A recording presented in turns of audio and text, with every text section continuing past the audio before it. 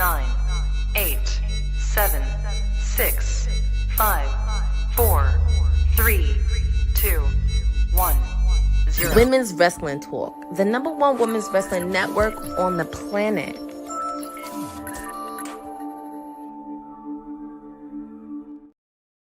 Hello, everybody. This is Courtney Rice, WWT's Media and PR Princess, and everything you need to know about all elite wrestling. It's Wednesday. You know what that means? It's Dynamite, and happy Thanksgiving Eve to everybody. We are just getting underway. Of course, we're showing the fallout from Full Gear that happened this past weekend. And we're showing a little preview of the Continental Classic that is happening tonight. So we have a full stack card tonight ahead of you for Dynamite. I'm excited to be with all of you. It's almost Thanksgiving, so of course this is good, and it's coming to you live from Chicago, Illinois. So get ready, get your popcorn, get your water, get everything ready that you need, because this is going to be a stacked show with 2 hours. And as they mentioned, the Continental Classic is happening, and they're showing people from the Gold League, such as Darby Allin, Claudio, Castagnoli, Will Ospreay, Ricochet, Brody, King. And on the Blue League, of course, it's Okada, Paul Fletcher, Danny Garcia, and Morto. So this is going to be a very exciting Continental Classic. Hi, Bobby. Thank you so much, and happy Thanksgiving Eve. Hi, JR. Thank you for joining. Hi, Boza. Thank you for joining. And it looks like we're going to kick off with one of the matches for the versus Mark Briscoe. By the way, as I mentioned, Bobby Lashley had a win over Sora Strickland. So here comes the MVP, Bobby Lashley. So this is going to be a good matchup.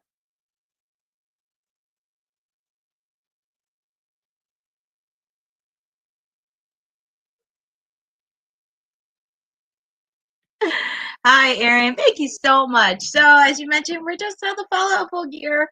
Yours truly attended Full Gear this past weekend, and I will say, I will talk about this throughout the night, but it was incredible. It was my first AEW pay-per-view event, and it was absolutely incredible. I was very excited to do.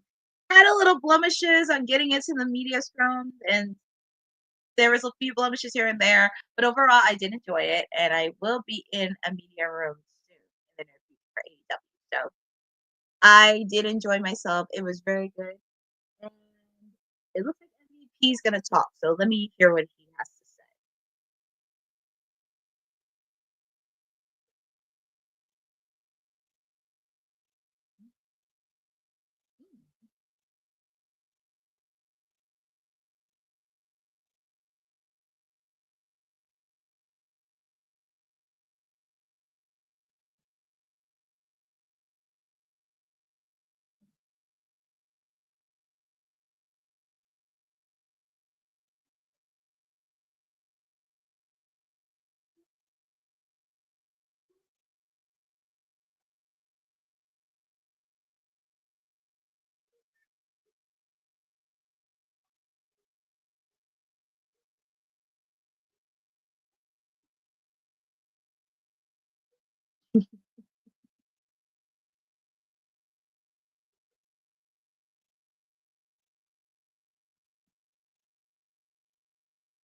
Oh,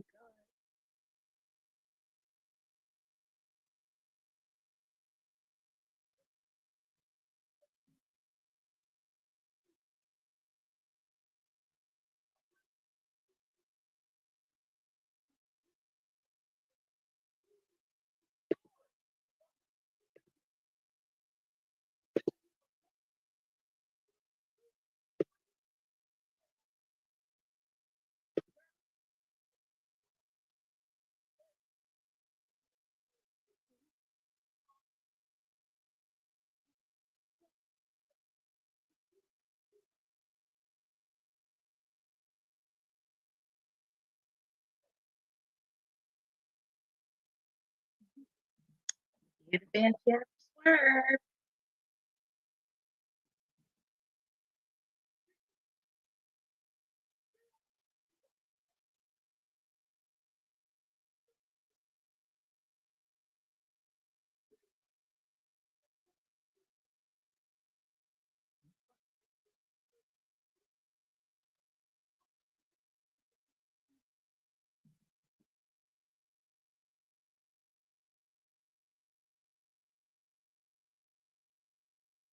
So they're showing footage from the past weekend full year with Darby and Strickland. That was a physical match, by the way. Seeing that in person, and also, by the way, seeing people chant the Hurt Syndicate's theme song, that was crazy. But let's go to the attention of MVP because it looks like he has a lot more to say.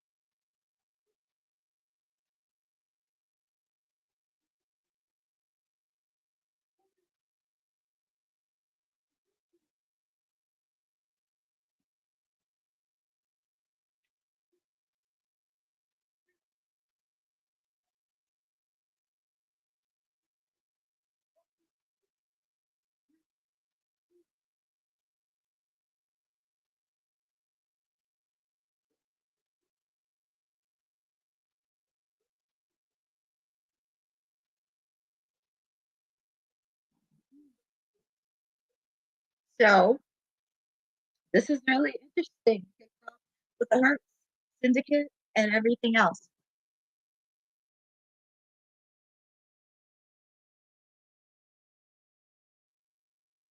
So MVP kicking off with the show because it looks like Shelton Benjamin is getting ready for his match against Mark Briscoe. MVP had a really nice word to say. What a great set of hires for Tony. That was the best thing I've seen. Well, that is true. That is true. He has hired it, but we'll see how this goes because, like I said, they start hot, but we have to see how it goes because a lot of times it does start off high, but then it kind of burns a bit. So as long as they keep the wheel turning and consistency, it'll be good.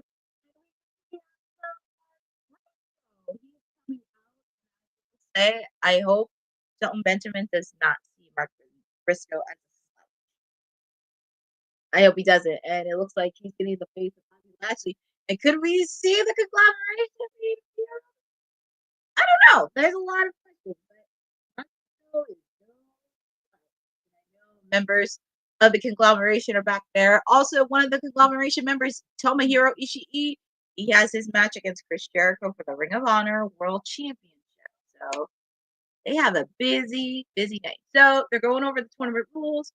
20-minute time limit, 3 points for a win, 1 point for a draw, and everyone is banned from ringside. And that's the beauty part about the Continental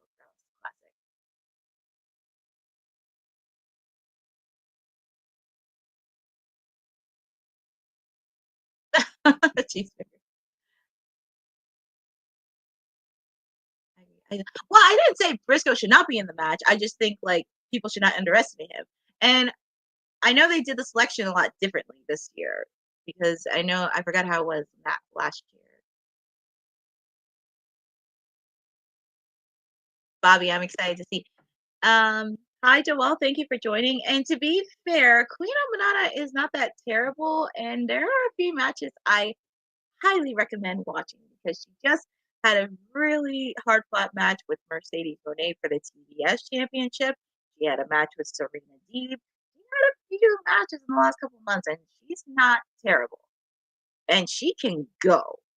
And especially over at Ring of Honor when she faced off against Red Velvet. Yeah, I would do.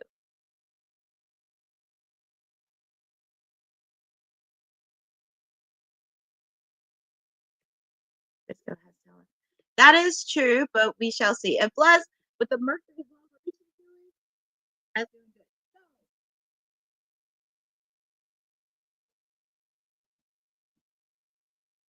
good. Okay, so So we're actually kicking off with Briscoe and Shelton Benjamin.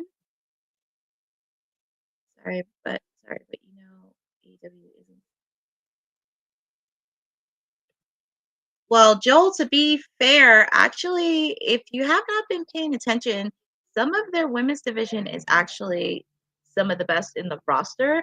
It may not be up to WWE's level, but they do have talent in there. It's just a lack of creativity, and also they don't have somebody leading the charge when it comes to booking and creative.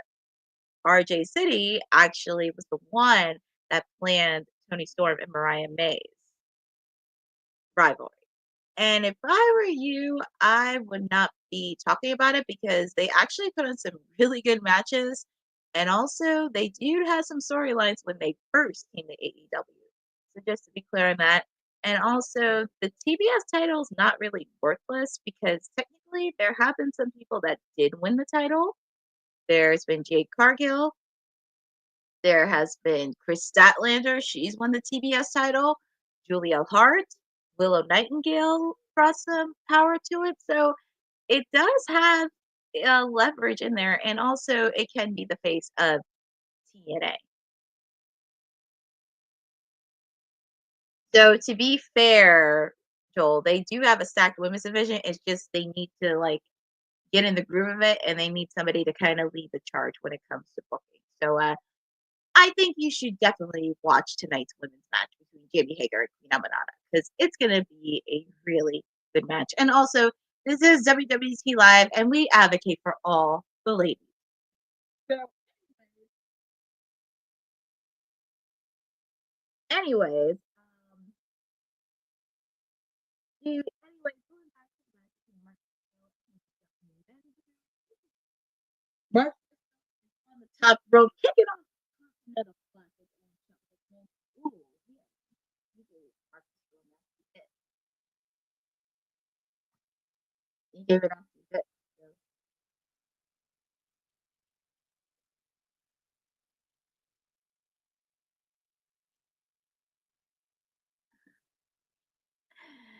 Well, Joel, I appreciate your opinion on that. But I think Willow Nightingale is pretty good in AEW.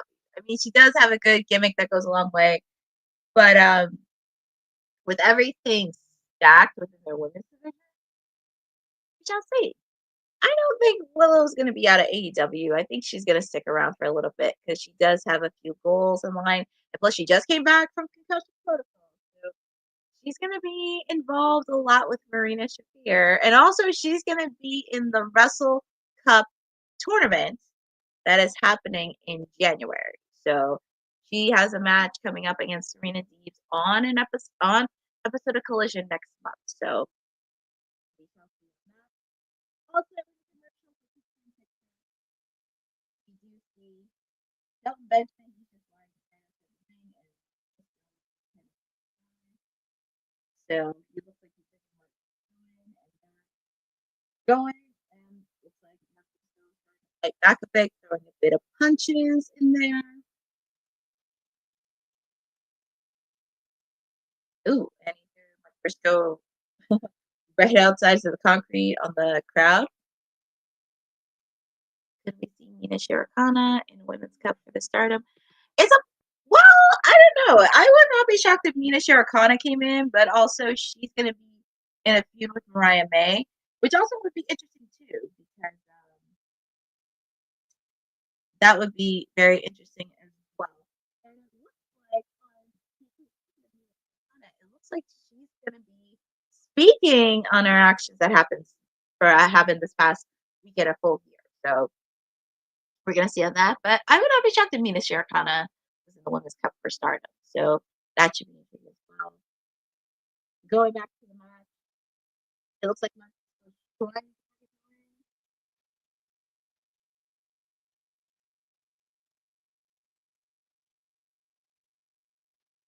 so it looks like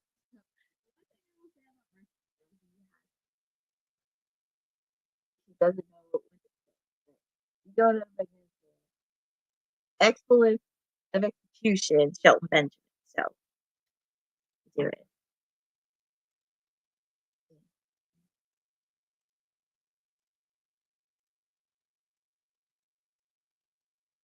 Well, Joel, to be fair, yes. Darby, I mean, we shall see what happens. I know Darby is in line because if you think about it, Moxley was the one that had him put his title shot on the line at Grand Slam.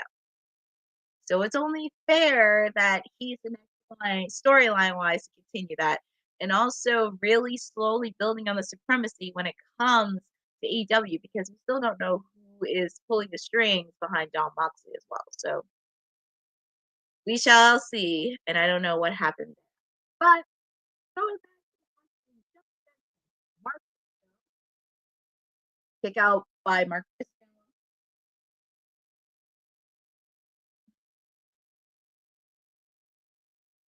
So it looks like Shelton Benjamin has Mark Briscoe. Yeah, it looks like he's in control. Shelton Benjamin.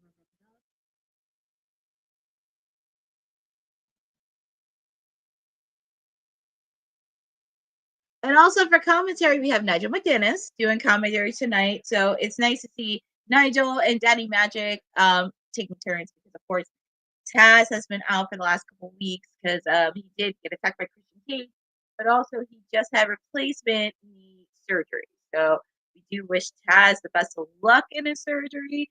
And it's always good. And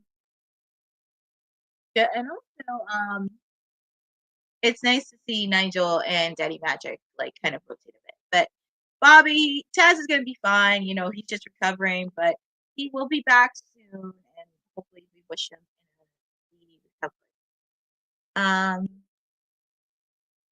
Joel, to be fair, that no neck old Japanese jobber you're talking about, that's Tomohiro. And if you have not heard of him, I his matches from New Japan. And he also teamed up with Orange Cassidy when he was in New Japan. So to be fair.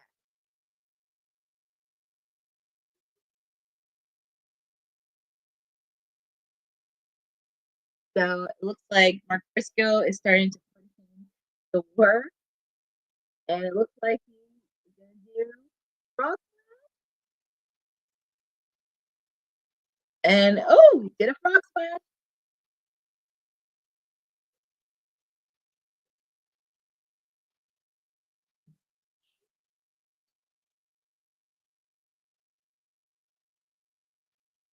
So it looks like Benjamin.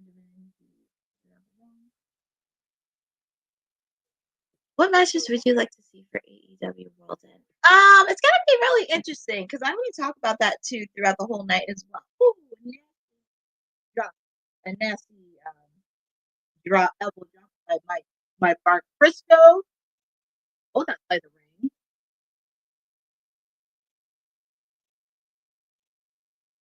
And it looks like Briscoe's doing it again.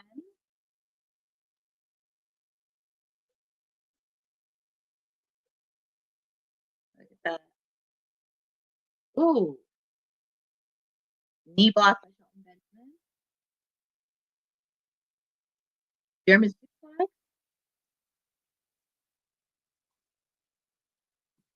Okay. German suplex.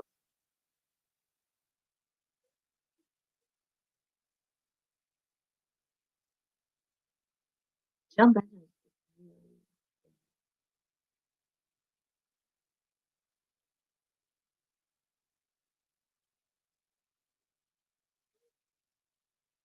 Okay. Nice drop.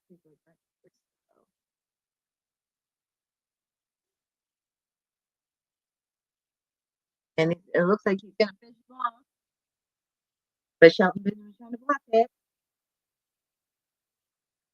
1, 2, kick out by that.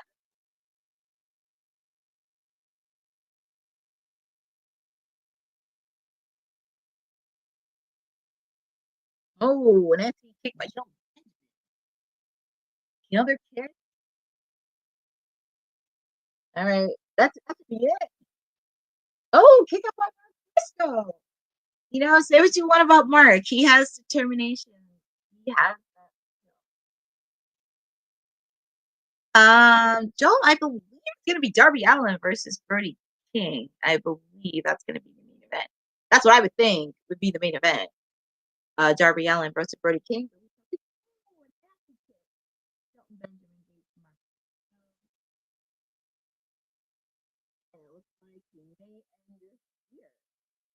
Ooh, 2, 3. That's it. And your winner to kick off the Continental Classic is I'm happy he is starting to get gold, getting back in.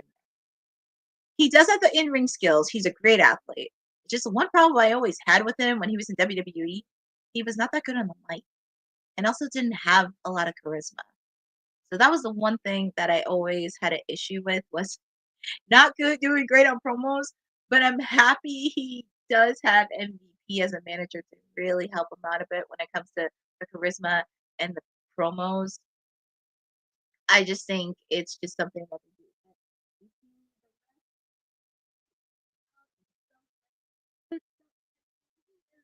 winner. So looking at the bracket right now, Benjamin has 50 points at it. So we shall see what happens in the blue league, because it looks pretty dope. So I'm just happy he does have MVP. But congratulations to Shelton Benjamin. Oh, to kick off the Continental Classic, and it's gonna be a fun one to see. So, of course, they're showing the commercial of the holiday tour happening. So it's going to be very, very fun, and I'm very excited to see that. And I'm just looking at the comments because I think somebody asked me comments. Bobby, I think you asked me a comment already.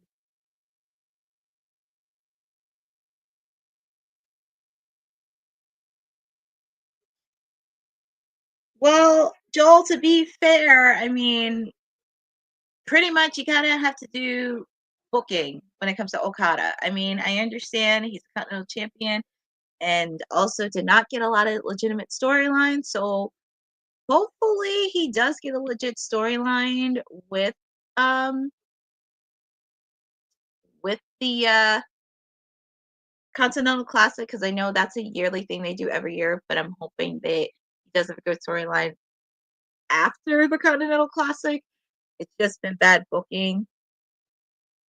And also, to be fair, regarding, because you mentioned one of my favorite wrestlers, Chris Jericho, and I understand not many people like the learning tree gimmick, but in actuality, a lot of people actually like it. And the only reason he does it is pretty much he's giving the middle finger to almost every person that gives him go away heat. And that's why he's being sarcastic with the learning tree. First, I didn't get it, but now I understand why that is. And let's see. Bobby, you asked me a question earlier. You asked me, what's next for your clients, Anthony Bowens and Max Caster? Well, Bobby, I'm going to talk about my clients a little bit later on, because there was a lot of chirping between my boys, the Acclaimed, this past weekend. There was a lot of chirping, but I'm going to talk about that throughout the night as well. So be very, very patient. I did see what happened at Full Gear. There was a lot of chirping, and it looks like they were not on the same page. And Moxley, he did have a point there. Like, the whole environment of AEW really shifted when him and the Death Riders kind of go it over. Hi, Mr. Opinionated. How are you? Well, Joel, to be fair, regarding the Acclaimed, it's just bad booking. I just think there should have been some moments that they should have won the tag team gold back at Wembley Stadium. It's just really much bad booking and not really good storyline. And also, you kind of want to push out the same stars that don't get a lot of perception from the fans. But we shall see what happens, because I'm going to be talking a lot about my boys, the Acclaimed, throughout the night, because there's a lot of interesting points I'm going to share throughout the night. But what better way to kick off Dynamite? And also, as I said, happy Thanksgiving to each and every one of you. I'm very grateful to share this with all of you tonight. And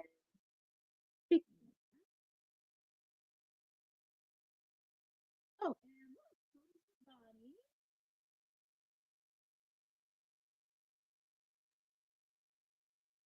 and look, it's funny. We were just talking about it having one women's match, and it's nice to see other women claiming the spotlight as well. Thanks for doing this watch along after what I'm sure was a great weekend. Yeah, it is. Yeah, it's only wouldn't be, but we shall see. So let's see what our TBS champion he has her brick house after having a good match with Chris Statlander. So let's see what our TBS champ has to say.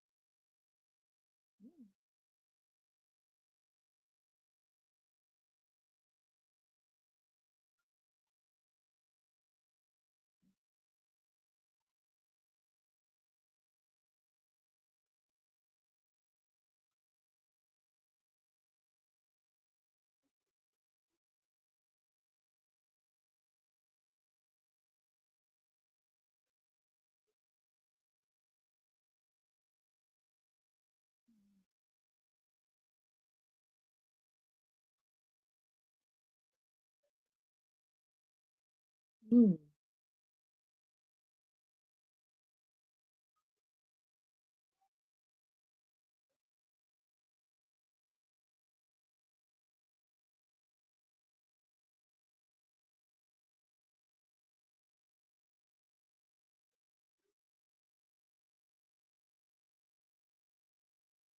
Mm.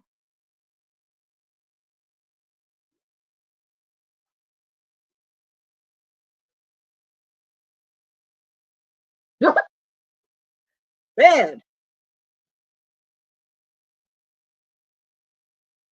Wow.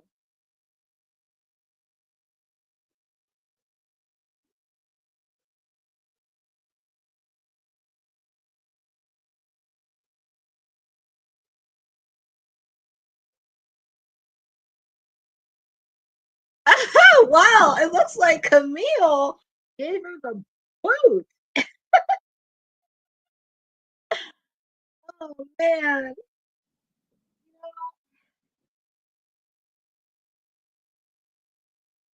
I really man, Camille. Well, she had a spine and she quit.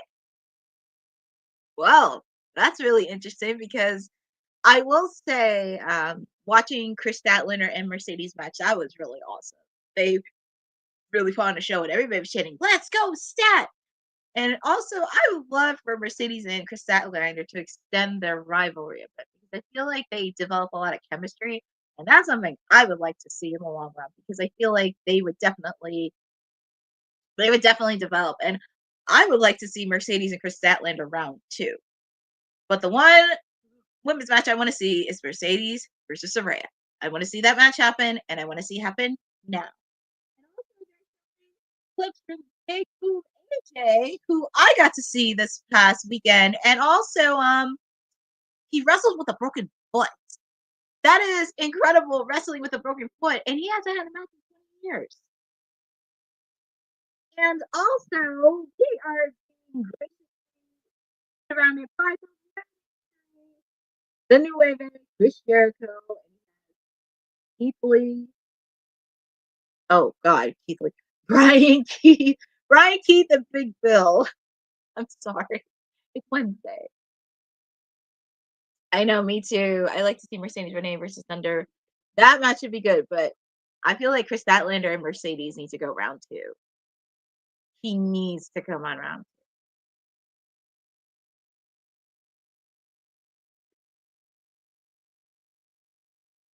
Well, Joelle, to be fair, I know Mercedes, yes, she's CEO. Yes, she does say a lot of things, but you cannot take away the ring work that she's done. And I will say that this past Saturday, and I saw it in person, that was one of her best matches that she had. So to be fair, that was definitely a match that I got to see. And really seeing that in person, that was incredible for those ladies to just go at it. It really made me realize that I got to give Mercedes a prop. She did it. Now, the next thing to do, because she says that AEW is the best women's division, it's time for her to help not just elevate it, but support everyone in the women's division and show it. Because I would like to see more than one women's match on Dynamite.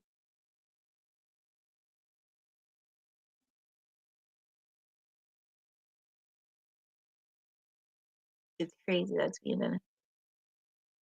Oh, that's true. I mean, of course, we get to see. Now we see the Ring of Honor championship match between Chris Jericho and Ishii. That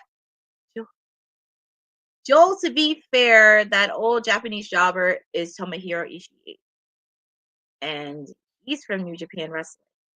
So I highly recommend you watch some matches. And he also tag team with my other client, Orange Cassidy. And also, if you think that he's a jobber, I highly recommend you watch his match when Swerve Strickland was champion.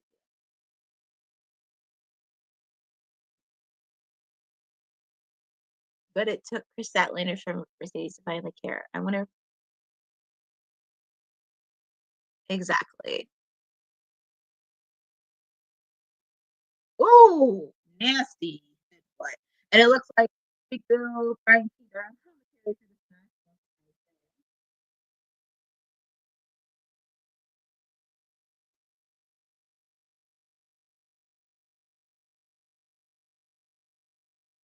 So it looks like he's giving him a chop. Well, Joel, to be fair, he doesn't look old and broken down. It looks like he's still got it because he's giving chops to Jericho. It's like a chop fest.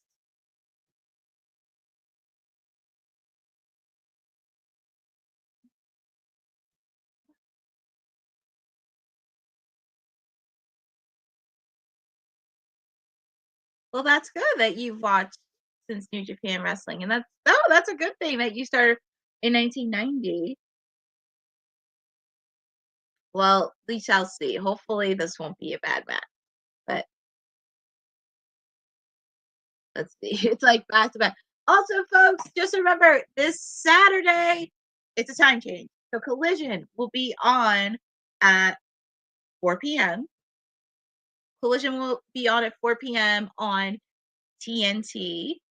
And after Collision, Rampage will follow afterwards because Saturday's a little shaky because, as you know, Saturday is War Games, but also new time change for Collision and Rampage. Let's see. Ooh, Chris Jericho. Oh, and that clothesline by Ishii. And some of the fans actually love Ishii. They're clapping for him. So. Well, Joel, as I mentioned earlier, it's going to be Survivor Series War Games this weekend. So I guess that was why. Yeah, because of War Games. Because Survivor Series War Games starts at 6 p.m. So they're starting Collision a little bit early, which it does seem fair because that'll be wrestling on Saturday. And also, they didn't want a conflict, which is a good thing.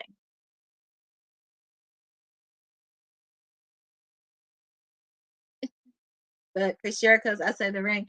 You know, I mentioned this a couple months ago. You can say whatever you want about Chris Jericho, but for this, ooh, nasty DDT to the head. That was a nasty DDT outside the ring, friend. And the referee, she's checking on his head.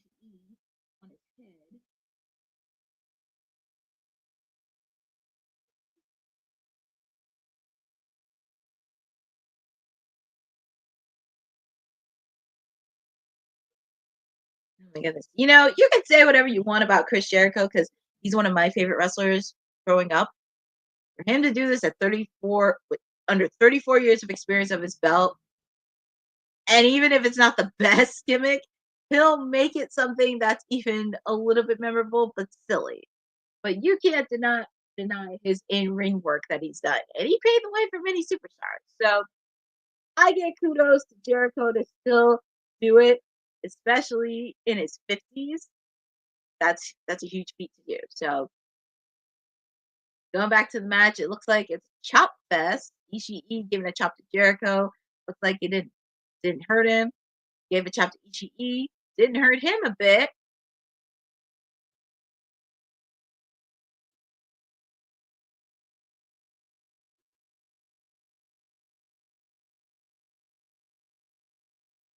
Well, Joel, just to be fair, there will be a watch along for War Games this weekend. So make sure to check out and subscribe to WWT Live. There is going to be a watch along and post show for War Games this weekend. I not be on it, but the rest of the WWT team will be on board for this.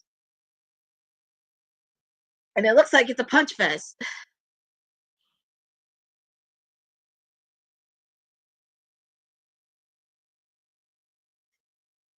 Oh man. He busted and he slapped him in the face. Nothing. Jericho, you should know better. Don't slap Ishii. Well, in picture, it's on commercial. Well, I know everybody wants to retire already, but look, we shall see. We shall see. I mean, I know he wants to retire and everything else, but he can still go in the ring for a guy who can. And plus, the thing about it is, he can still wrestle. He just doesn't need the belt to be relevant because he already is. But I don't know. There's been a lot of chirping throughout, saying like it's a possibility that needs to be chirping. Needs to be a lot of chirping, but and plus, Chris doesn't even like I said, Chris doesn't even need a title to be relevant. He can just like be in the ring, and it doesn't have to be that important. And I know he did commentary for a bit on Rampage, but he stopped doing that for a bit. But I don't know. We shall see. But let's see, Chris Jericho and Ishii. Even though like it's on picture in picture, I can still see the match here. So it looks like it's like a punch fest and a slap fest. Ew. But it looks like Ishii is putting some offense to Chris Jericho.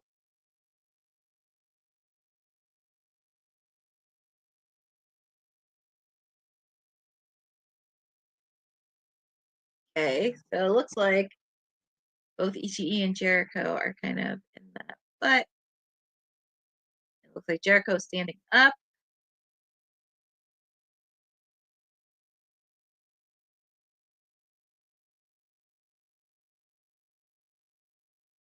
Let's see. And it looks like Jericho, his mouth's bloody, but it looks like a slap fest with each other. Um, well, it pretty much is like a slap fest with each other, but not much punches.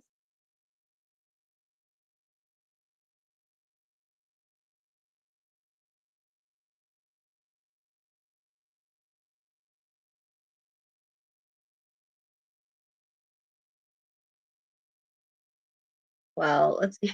I feel like this is kind of a slap fest. I mean, it's supposed to be a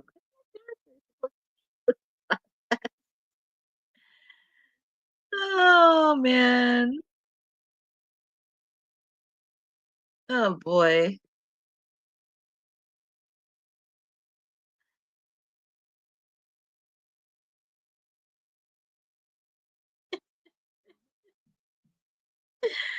Oh man. Well, it looks like and it looks like Jericho's laid out on the floor after having too many slaps to the face. And oh boy, I can see the red mark on Ishii's face after taking that many slaps.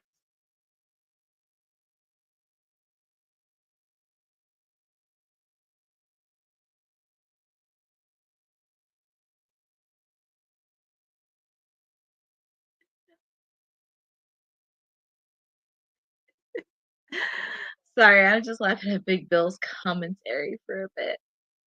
But it looks like Jericho and Ishii are going out the top rope. It looks like it's a suplex, but Ishii's trying to block it.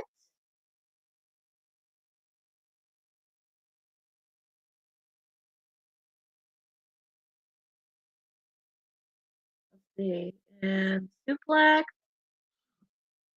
Oh, suplex.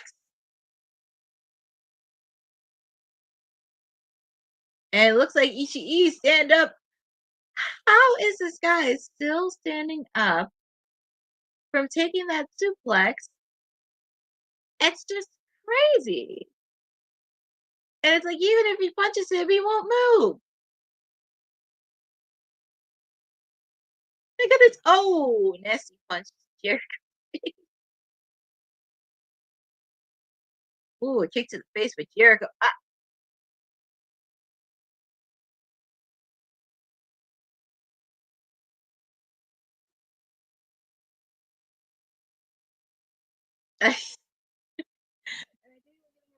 Slap fest, punch fest.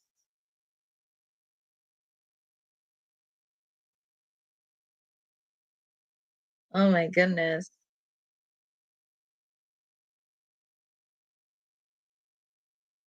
Ooh, German suplex. German suplex. Oh man. And he fell. Both men are laid out. Who's gonna get a first? Who's gonna win the Ring of Honor World Championship match? As you notice, this is Wednesday night, and this is Dynamite with your WWT Media PR princess, Courtney Rice. For Dynamite, definitely want to thank everybody in the chat. Bobby, JR, Boza, Aaron, Joel, for Joel for being very opinionated on his content on the chat. Mr. Opinionated, thank you guys for joining on this edition of tonight's Dynamite.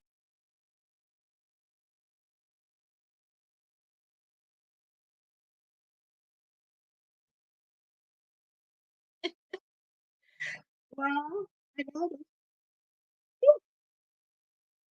Let's see. Okay, Jericho's trying to put some offense in there. Code breaker. Yep, that was the code breaker. 1, 2, kick out by Ishii.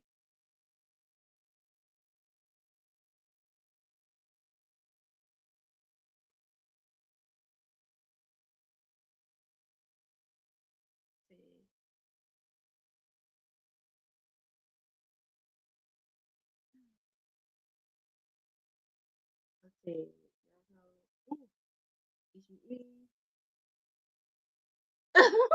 Ooh. 1, 2, kick out by Jericho.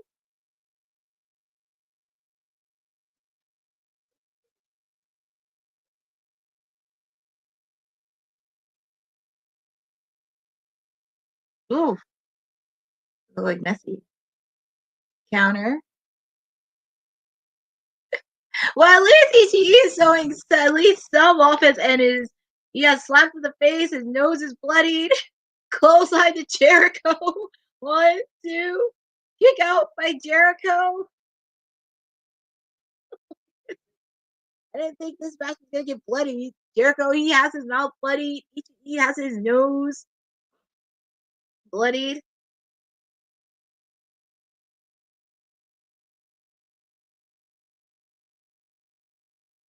Insecurity. Jericho on his knees.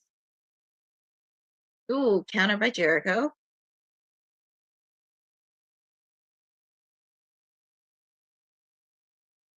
Jeez. Yeah, timing right there. Ooh. Did he get it? 2, 3. Yep. That's it. Your winner. And still Ring of Honor champion Chris Jericho. I did not think that match would end. I thought that match was going to keep going on and on and on. But your winner and still Ring of Honor champion is Chris Jericho. So the Learning Tree, remaining members of the Learning Tree is getting off. Well, Joel, to be fair, you think AEW is made up of 90% indie or old jobbers, but to be fair, some of them are AEW originals. And some of them have been with AEW for the beginning that they did not even go into WWE. And there are a few originals that actually are won over by the fans. And I'll just say there's going to be a lot of growing pains for them, but some of them have been around for the beginning. Oh, and speaking of that, here we're going to hear from Swerve Strickland and Prince.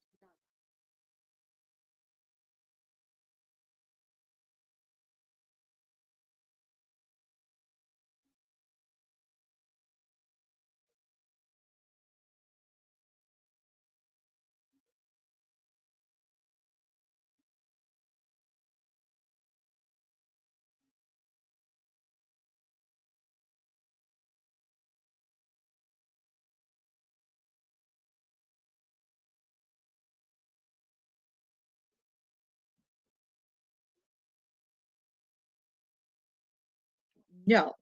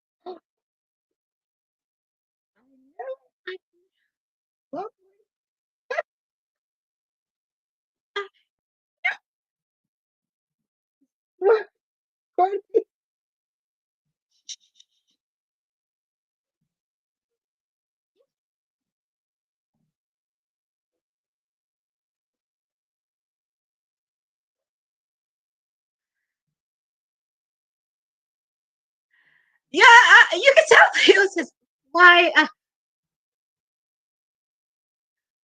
Well, I'm not even gonna.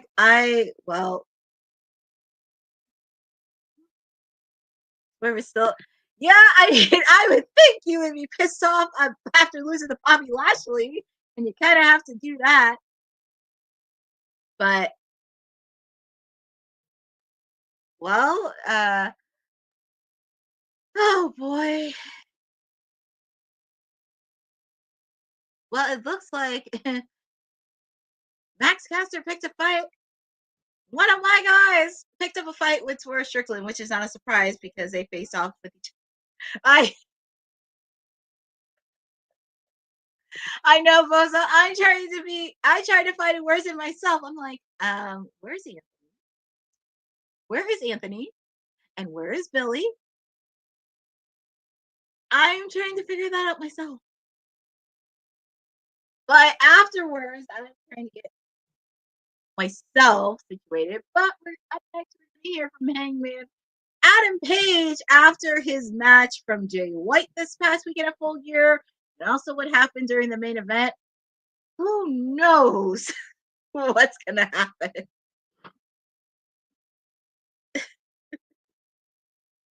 Who knows what's gonna happen with Hangman Adam Page? Yeah, I'm gonna talk a little bit about that in the post show because after this watch along, there will be a quick post show where I get all my thoughts happening on tonight's event. So you do not want to miss it here. So yeah, it's a bit I'm just still speechless as well if you saw my face. But yeah, we're gonna be moving on to Dynamite. I mean, we have Chris Jericho is still your Ring of Honor champion. Still your Ring of Honor champion. We got to hear from Swerve. And we also are going to hear from Hangman. So I don't know what Hangman is going to say. There's a lot of craziness in there, but Joel, I wish I could tell you why. Well, if you had a little bit about it, I'm very curious confronting Swerve a bit. I don't know what direction it's going to take. This is going to be very interesting. I'm very curious on how it's going to be, but I'm also curious, where is Anthony and also Billy too? So I'm very curious of what their reactions are going to be. So we'll see that progressing in into Collision or Rampage this week. So we shall see anyway, but we are almost done. Hour number 1 of AEW Dynamite. And we still got some action. We still got more action to come. We got the Continental Classic, the Gold League. We have Darby Allin going against Brody King. We also have the Women's Cup tournament happening right now. We have Queen Amanada versus Jimmy Hayter. And we're going to hear from Mr. Hangman Adam Page. So there's a lot to say. There's a lot to say on what Hangman has to say. So I'm really curious in the chat. I'm really curious. Feel free to put what you want in the chat. So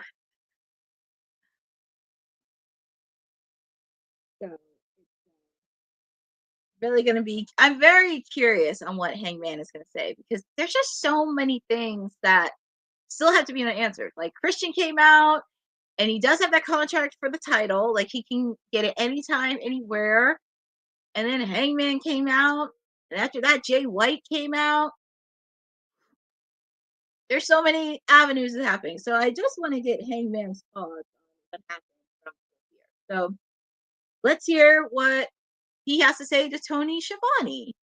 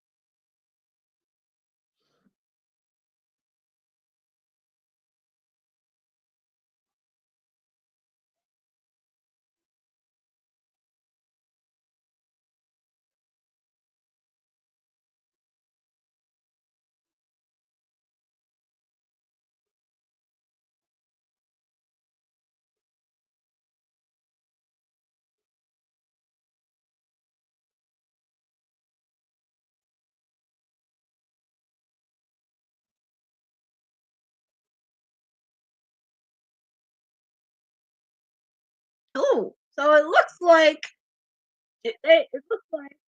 Jay White came out. And it looks like Hangman and Pac and Wheeler Yuta, because remember they hold the Trios Championship belt. Little reminder, they hold it. So we got that, and it looks like Christian and Hangman made a deal and a bargain. So will we see Jay White? Oh, Marina Shafir, he came out, and she hit him with that.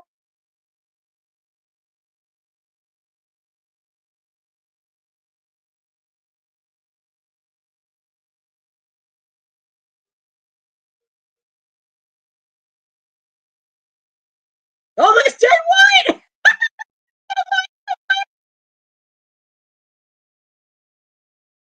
And then here comes Moxley. Choking quickly. Ooh, and then Marina Shafir came out.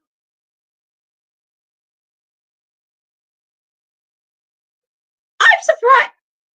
I know they're the Trios Championship, but it would have been so better for the Hangman game.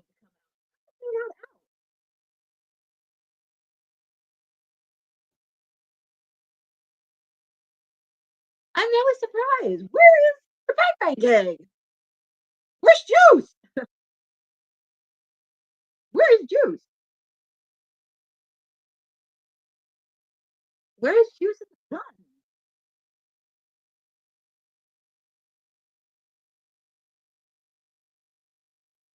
Yeah, he has a case with the Gun.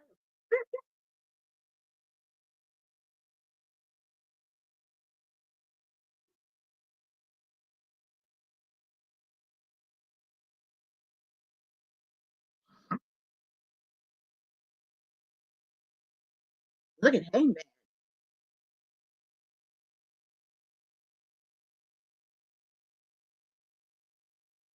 I know. I'm really shocked.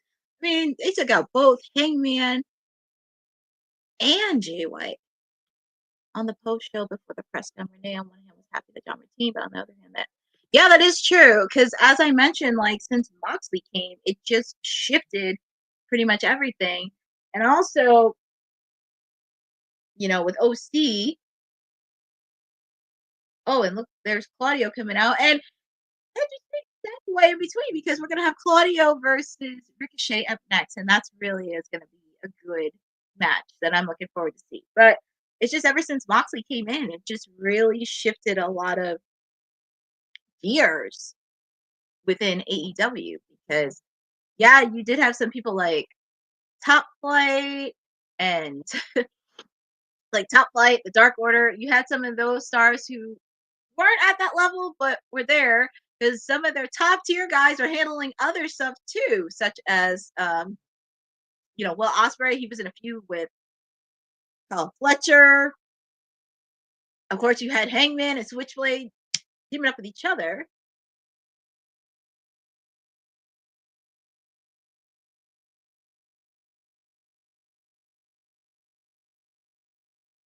Okay, so they show the commercial. I'm doing it, but they just showed the commercial for World's End, which will be in December. So that's going to be interesting to see. And also, like I said earlier, I know they beat up Hangman and Jay White. And also, Juice Robinson is going to be part of the Continental Classic Championship as well. So I know with Jay, that'd be hard because, as a reminder, they are the Trios Championship. So I want to put a question in the chat on which trio do you think could be a legitimate contender for the Death Riders?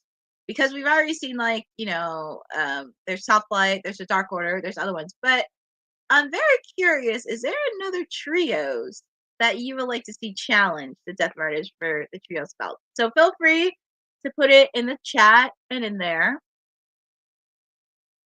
Yeah, Boza, that's what I was thinking, Bullet Club, but also like Juice. I could see and I'm trying to think about it in my head because Juice Robinson's also in the Continental Classic match as well. So that'll be very interesting to see because I was very shocked they didn't come out like Juice Robinson and the Guns because that would have been really good. And also their former trio champions, by the way. So I think the fans were going nuts because they thought Jay White was going to attack Marina Shafir, but she's lucky Willow Nightingale was not there because Willow, she was charging and she got a really good reception at Full Gear. So it was really nice of her because I think you won't see the last of her and Marina Shafir because they're going to go to war shortly. But we have another Continental Championship match in the Gold League with Ricochet and Claudio Castagnoli. As a reminder, the match is it's a 20-minute time limit. Everybody is banned from ringside, and if you win, you get 3 points added to that. So this is going to be a very fun match, especially after Ricochet taking a tough loss, AEW International Champion Tanosuke Takeshita. So hopefully this will be about that. And he can get on track. Ooh, a nice Hurricanrana by Ricochet. Starting to show some offense a little quick, but that's up by Claudio.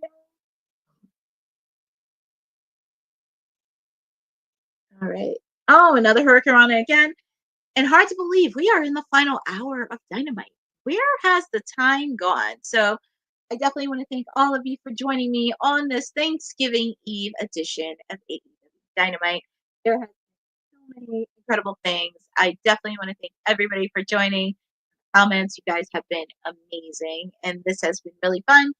We still got a lot of more action to go, so get ready to buckle in your seatbelt. And as I mentioned, this Saturday, AEW Collision will be at 4 p.m., followed by Rampage.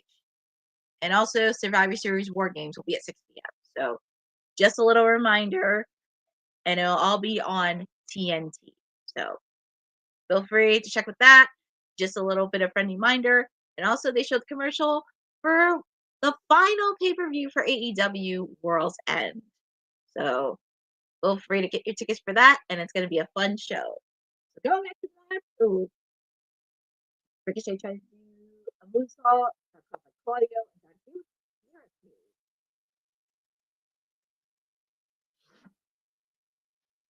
Oof.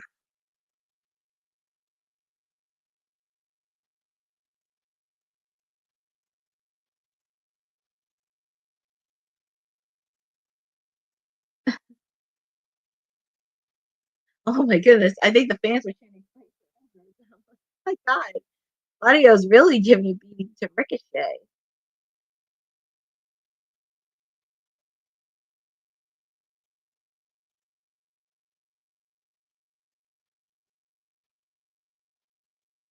Ooh, right in the barricade of uppercut.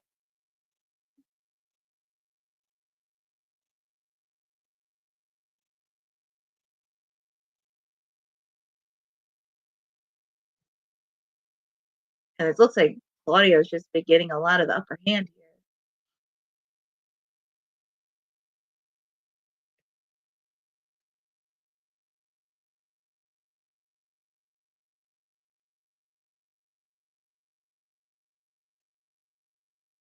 Ooh, here comes Ricochet. He's doing some offense.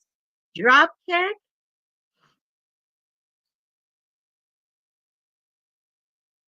Ooh. Ricochet trying to put some offense in it.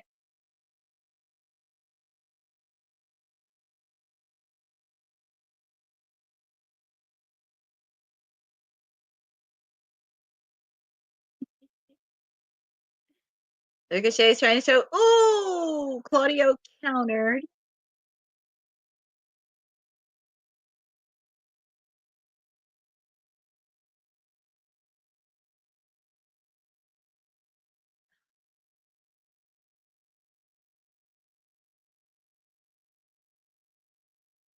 All right.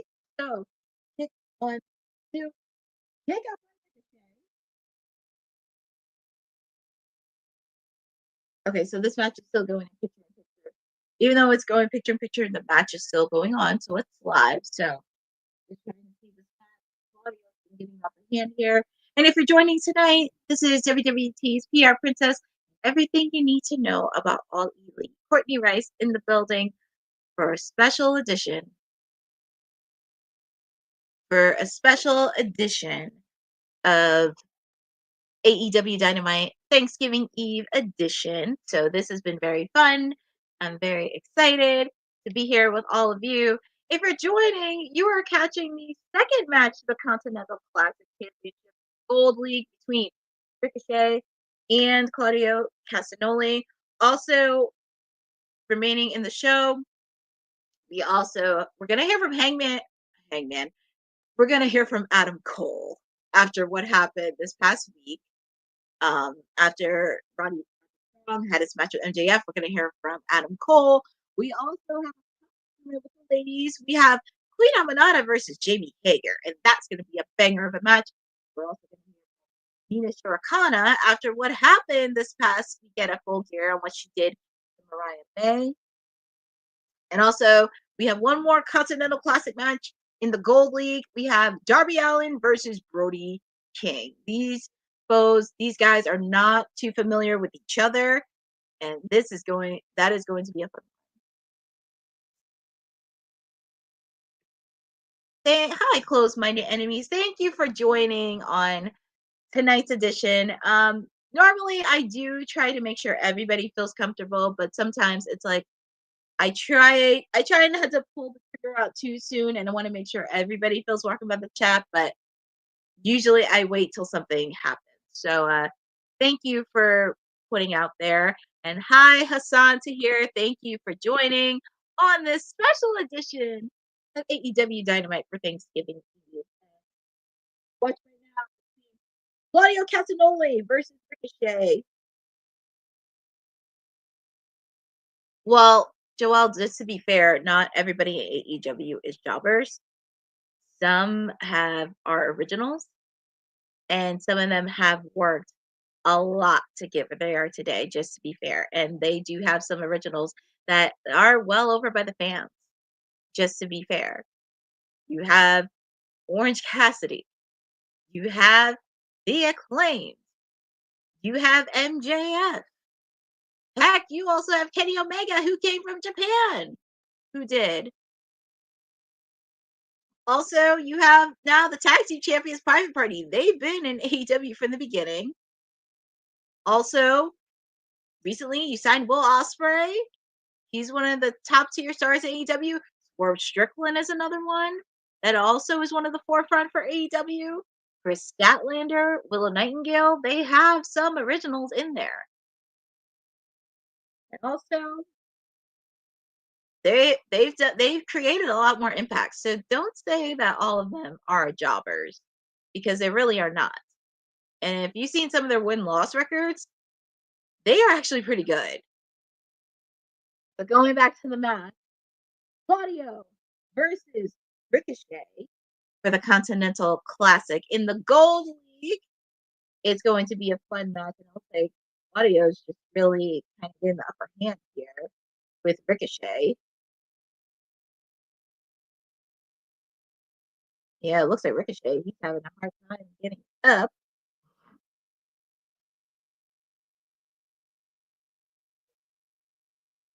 Okay, so it looks like Ricochet countered and trying to do Claudio, but I don't think that's going to help. Ooh, nice move by Ricochet. Went on his feet. Ooh, nice counter by Ricochet.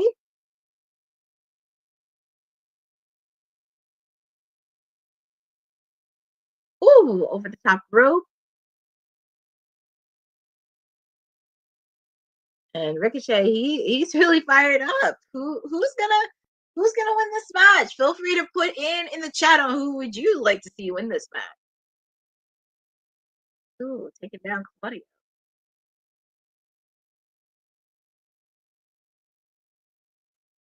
Kick out by Claudio.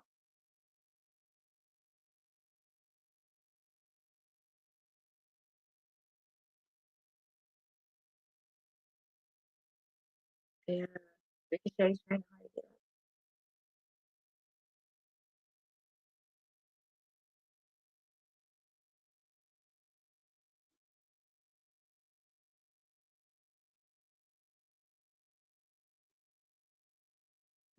So let's see. Ricochet Looks like Ricochet's doing a counter. Let's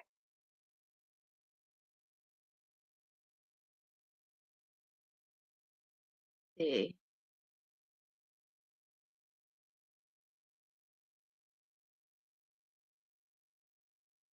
Let's see. Ricochet doing a kick. Ooh. Nice one. 1, 2. Kick out by Claudio. I mean, not Claudio. Ricochet. Kick out by Ricochet.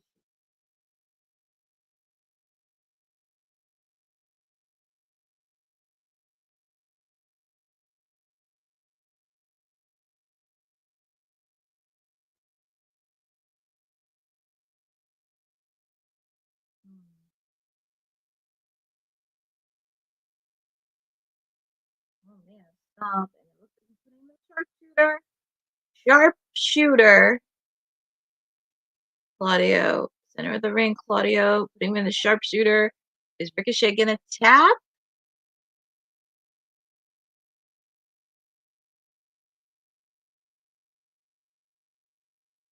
And it looks like Ricochet's trying to get to the ring apron, but it looks like, is he going to tap in that submission? I know that has to hurt. And he got him in another submission hold. Is Ricochet going to tap?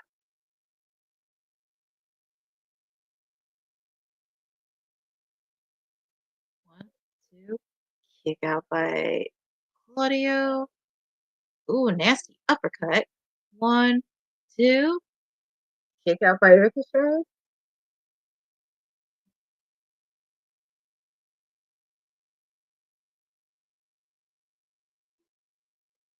Okay, 1, 2. Kick out by Claudio. It's just back and forth with the pinning.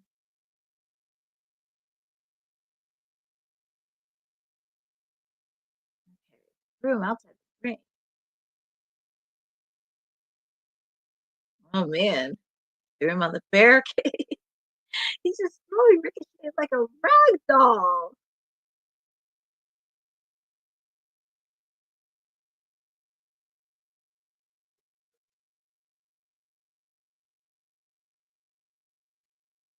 Oh.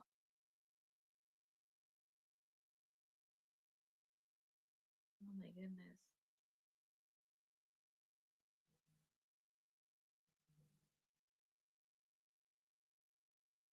Oh my god. Ricochet's trying so hard to get up.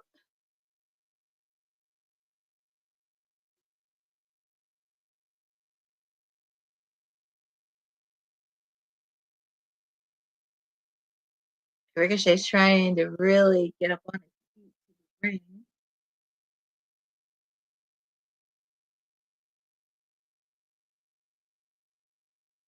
Claudio's looking like he's got the anus thing. Oof, nasty clothesline. That has to be it. Yep. And the winner of this match is Claudio Castagnoli. He has 3 points to this. So he's your winner. And we still have one more match for the Continental Classic to go. It'll be Darby Allin versus Brody King. So that match is definitely going to be fire. They just showed the bracket for the Gold League, and as you mentioned, no points. Claudio is 3 points, but we shall see what happens in the coming weeks on this year. And of course, they're showing footage from last week, Full Gear, between Will Ospreay versus Kyle Fletcher, which was one of the best matches that I saw. It was definitely a match for the finish. And if you saw my bold predictions, I actually picked Kyle Fletcher to win that match. And speaking of that, of course we got that creep John Callis, and we're gonna hear from Kyle Fletcher. So let's hear what Kyle had to say after a big win.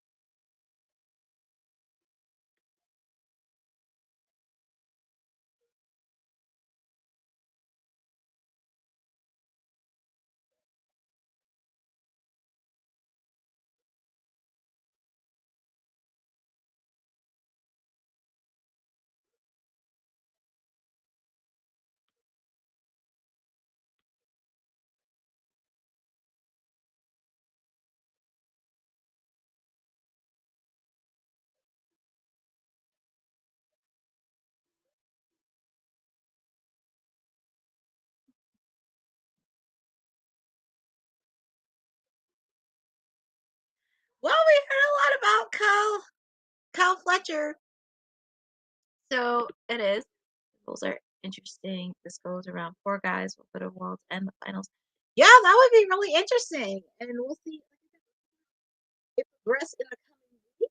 And like I said, Shelton Benjamin won his match. Claudio Castagnoli won his match. And we have one more match for the Continental Classic for tonight.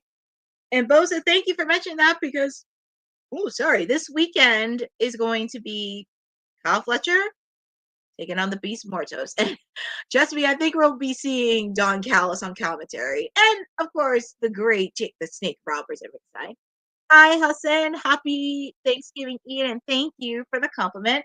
And we see Adam Cole, Matt Heenan, and Michael Bennett. And we're going to hear what they say after what happened this past weekend. Of course, if you saw the match between Roderick Strong and MJF, after the match, MJF hurted Roddy's arm. So it's going to be very interesting to hear what they have to say. And if you saw, Kyle O'Reilly shoved Adam Cole and he was helping Roderick Strong to the back. So there's a lot of layers and a lot of questions that need to be answered. So we're going to hear from Adam Cole on what he has to say with story time.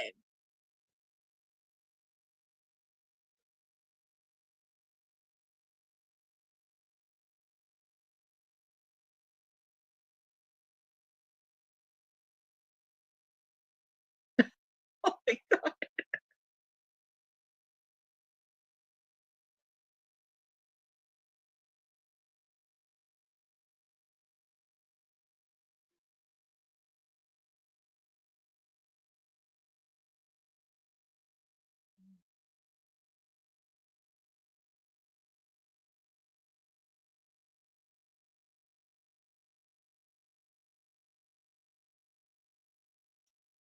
Well, here comes Kyle O'Reilly. And I know he has a lot to say, so let's hear what Mr. Kyle O'Reilly has to say.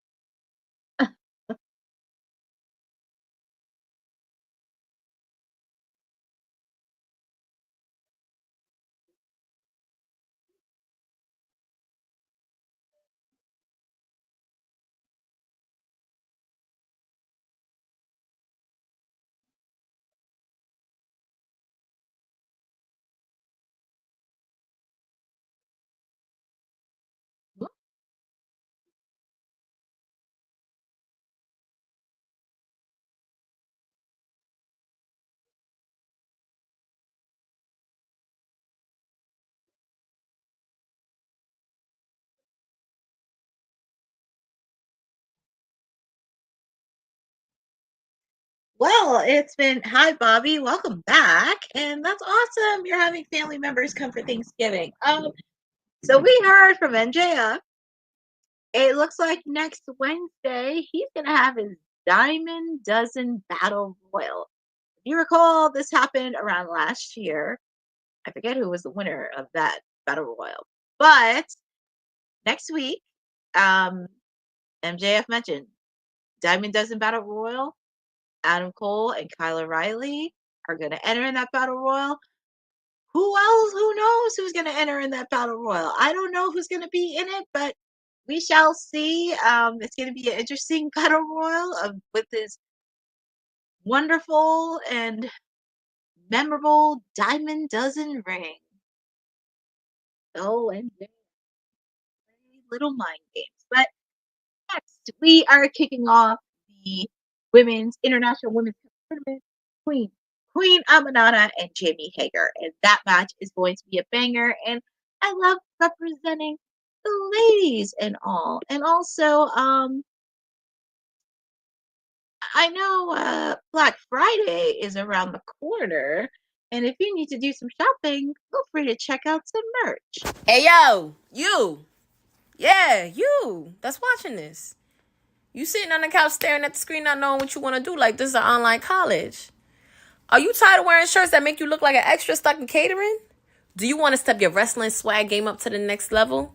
Then Women's Wrestling Talk has got you covered. Like literally. Are you for life in pink or black and white? Or maybe you're the EST and people need to respect you accordingly.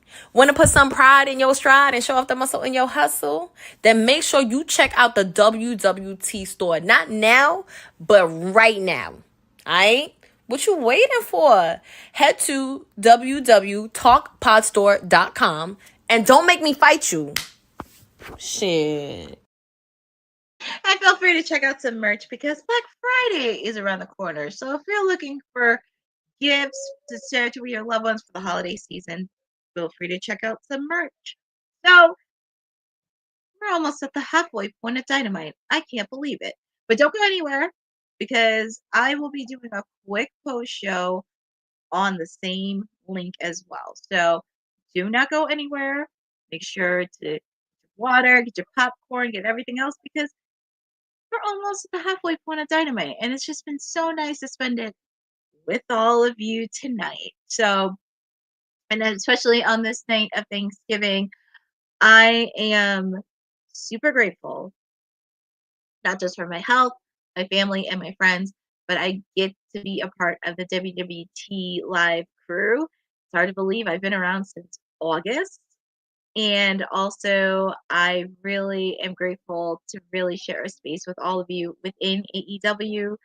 I know a lot of people have been watching AEW since I've been doing these watch-alongs, and it's been great. So I really am thankful for all of you, and I hope you have a wonderful Thanksgiving.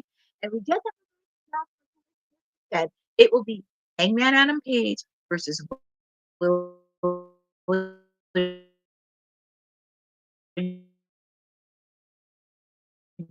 I'm very, very excited to see that. And yeah, we get to see the beautiful and the beautiful, vicious, and bodacious Jamie Hager. I do like the 70s. I do like bringing back the 70s.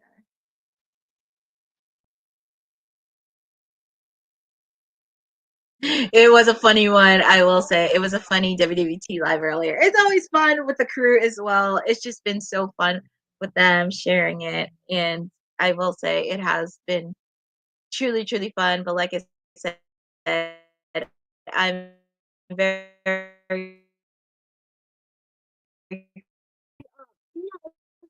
so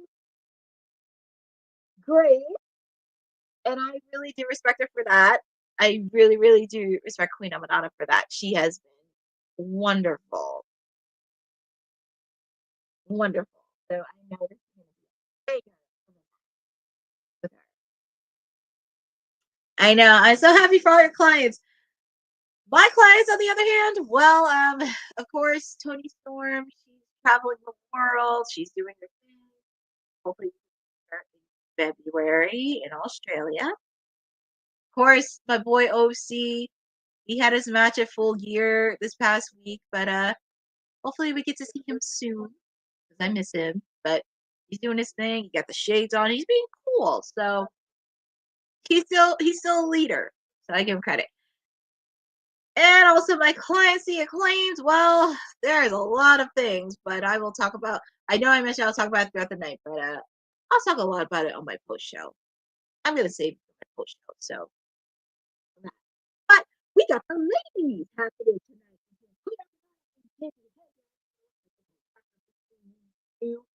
Evenly. And also, I would not be shocked if Julia Hart came out because for some odd reason, anytime Jamie Hager does an interview, a vignette of Julia Hart comes in. So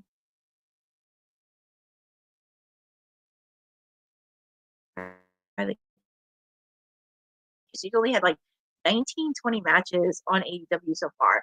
She's really getting better in her ring work, and I do see potential championship gold in her future. Anna Jay, she's been great since she came back from Stardom. She's putting the hard work. She's the only female to give Mariah May her first loss since she's been AEW Women's Champion. So I gotta give kudos to Anna. But anyway, turning back my attention between Queen Amanada and Jamie Hager. Ooh, sucker punch. Ooh, you know.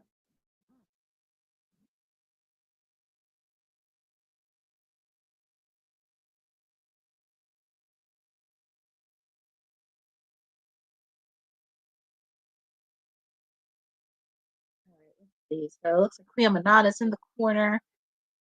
Chop by Jamie Hager.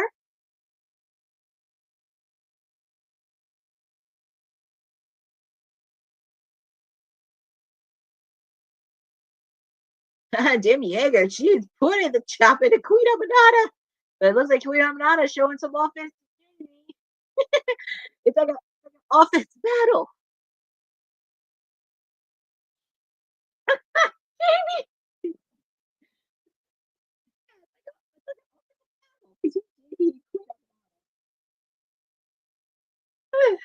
Oh my goodness.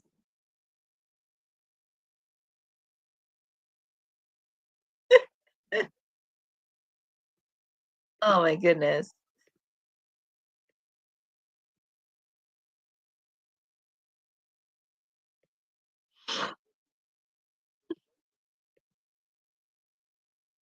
Ooh, a nasty kick by both ladies.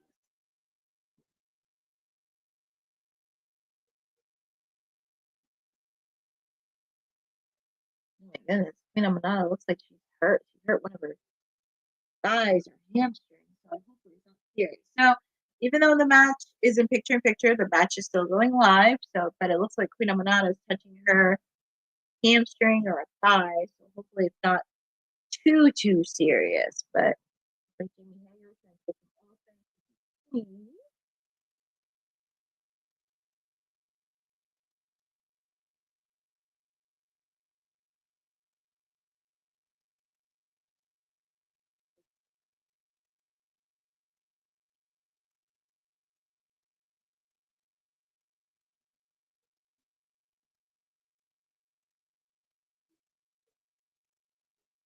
All right. Jimmy Hager. Go. All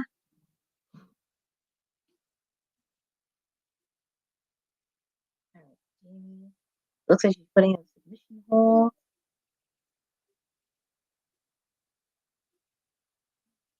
Looks like she's putting a submission hold on Queen Amanada.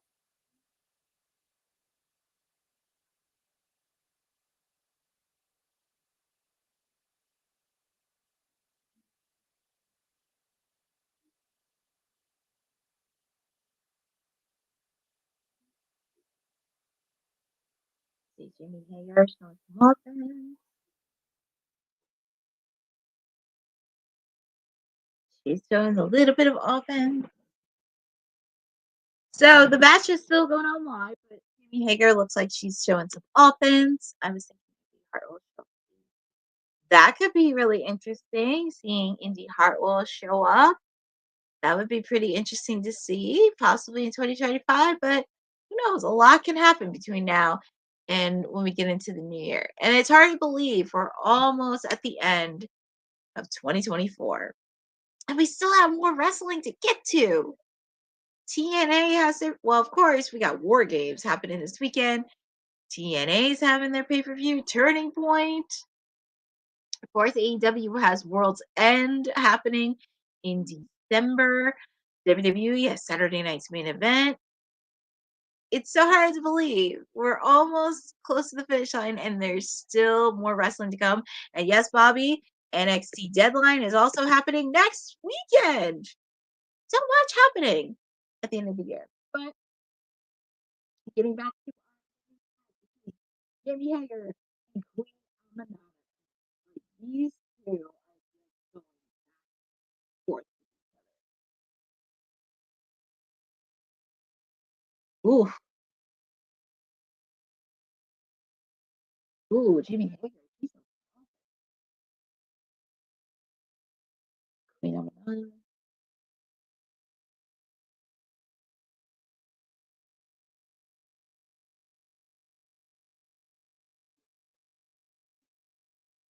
Let's see. 1, 2, kick out by Queen Amanda. 1, 2, kick out by Jimmy Hager. Ooh, nice suplex. I hope these ladies get a longer match tonight. I mean, nothing against Darby and Brody because I know that's an overrun, but I just like to see these two ladies get a good solid time showing. Ooh, and that's a kick by Queen Amanda.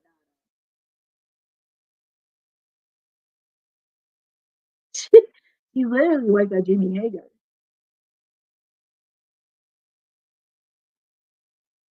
She kicked her in the head.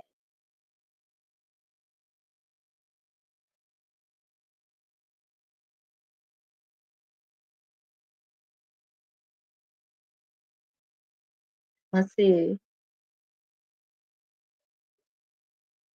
Look at Jamie.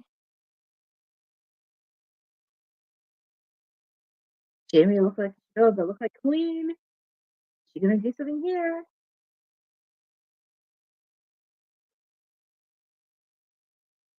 Oh my goodness.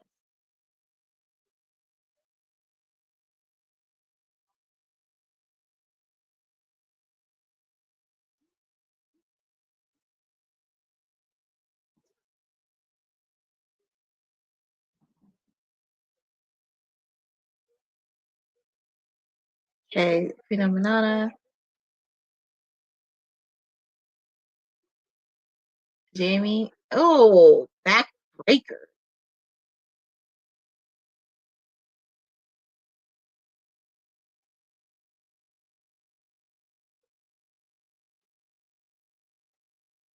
Oh no. Going, but 1, 2. Oh, look at that. 1, 2. Roll up.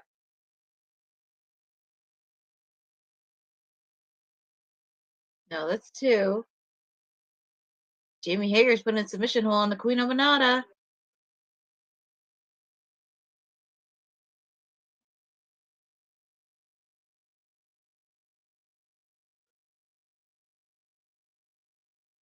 Look at Queen. No, no, kick out. Ooh, what a kick. Kick out by an almond. This is actually a really good solid match between these two ladies. I don't even know who's gonna win. 3. So your winner is Jamie Hager. You know, I think a lot of us, and even on WWT Live, a lot of people are rooting for Queen Amanada. Even me, because I do love Queen Amanada, but I also do love Jamie Hager.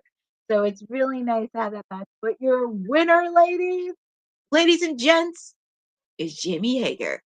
She is advancing, and she will be facing the winner against Serena Deeb and Willow Nightingale next Saturday on Collision. Oh man, this is going to be fun, and I'm excited to see this. And wait a second, with Jamie.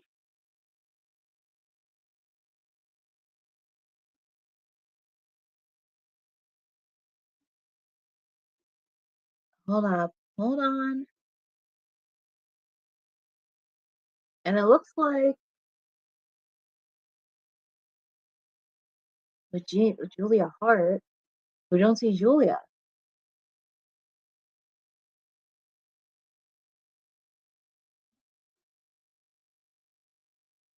And let's see what Renee, because she's talking with Mina Shirakawa. So let's see what Mina has to say.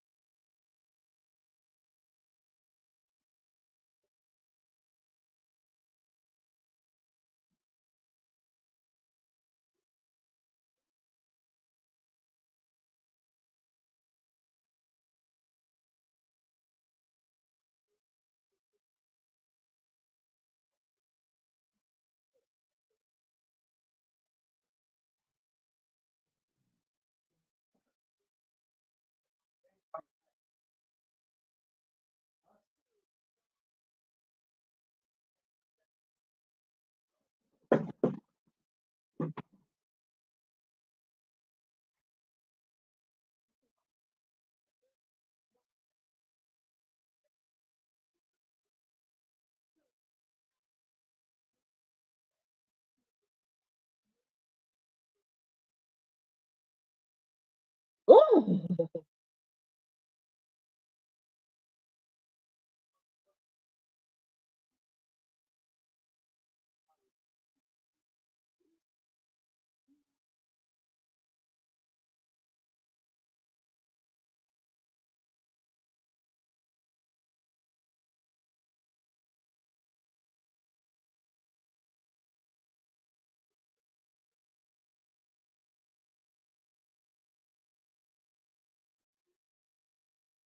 ooh.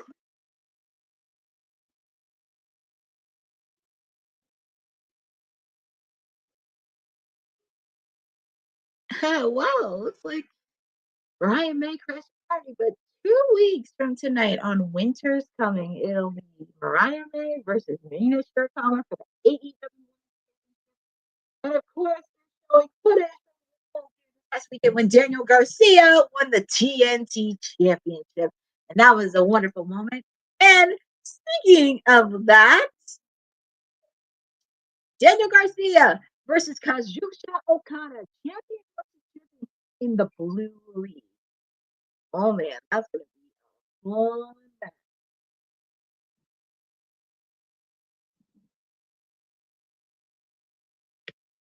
I love how I know, I know. 2 weeks from tonight. That is amazing. Well, I know. There's been reports in the coming weeks. I know there's where they are starting to tape their shows a little early because they want people, they want some of their families to enjoy Christmas and holiday season, which is great. So I just want to be clear because I know they taped Collision today with Chicago. No spoilers. I don't want anybody giving me no spoilers, especially in the coming weeks, because some of their shows are going to be taped. So I don't want no spoilers in the coming weeks for that. But yeah, 2 weeks. Yeah, I know. Boss man Tony, he booked a match for Winter's Coming, but I have a feeling. I know when they have a feeling, it's not gonna end pretty, and I think they're gonna have a match at World's End. Because I know that's a little far away, but I just have a feeling they're gonna have a match at World's End. I know when Final Battle happens, that is a 3-day weekend, so they could do a Final Battle Collision live and then film. Yeah, Boza, I know because I think the 21st, December 21st and 22nd, December 21st and 22nd, they're going to be at the Hammerstein Ballroom. And I believe that 22nd of December, which is a Sunday, they're going to take that episode for Dynamite. And that's going to air on Christmas. So I know they're going to be taping. I know they already have a few episodes that are going to be taped. The Hammerstein Byroom, like they're going to tape. I think Collision is going to be live, but they're also going to tape Dynamite the same day. So at least they're going to let that be taped that week for Christmas. So at least it gets time for people to spend time with their families during the holidays, which is great. And folks, we are almost at the finish line. We have our main event. Darby Allin versus Brody King.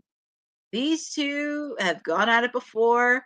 They've had many matches in the past. Long-time rivals. That it is going to be a fun match between those two, and I'm very excited for it. So we shall see what happens tonight. And I have to say, it's been a very good, solid Dynamite tonight. I mean, what a way to do that with the fallout after Full Gear. Yeah. I'm 50-50 on Darby getting out of round robin. If he does, Switchblade gets a title shot at World's End. Well, I think they're holding off for Darby because I can't see Darby getting a title shot at World's End. And I think they may be holding off up until 2025 because I feel like 2025 will be the year that Darby gets the world title. I just don't want them to pull the trigger just yet. I want them to really slowly progress that rivalry a little bit because I just can't see Darby getting a title opportunity just yet. But we are in main event time. Brody King is coming out, and a little fact showing the archive footage of King on the Rampage Battle Royal from 2022 in July, and then the episode of Dynamite in August of 2022, and then of course Wrestle Dream.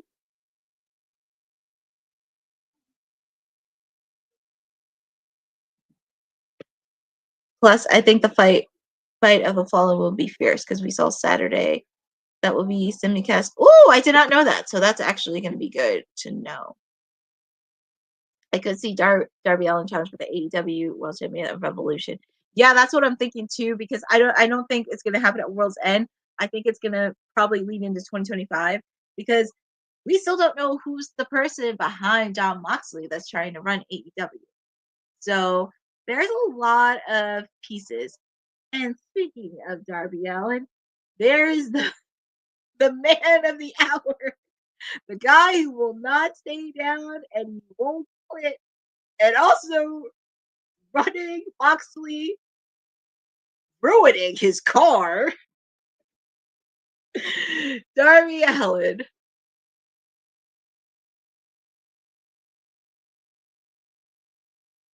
Yeah, I have a feeling that's going to be with Switchblade.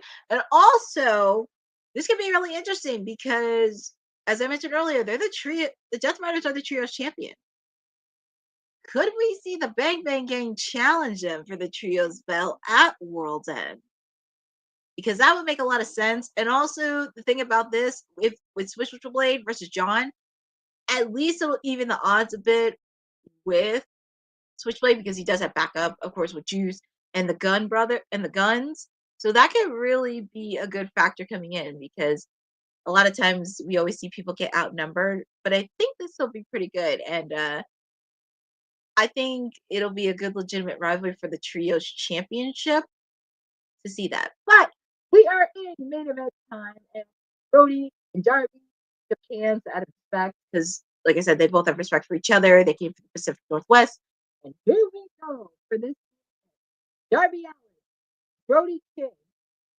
And also, I want to say from this past weekend when I was at Full Gear, Buddy Matthews and even the House of Black got a good reception because everybody loves the House of Black. I never have an issue with the House of Black, but it was just really fun to see. And people were chanting, Buddy, Buddy, Buddy. I thought it was great. it's nice to see House of Black getting some love. I still believe they're going to be contenders for the Trios Championship. I still believe that. But back to our main event. I can see the band is out. Oh, Darby is a special little thing. He is special. So you see Darby Allin versus Brody King.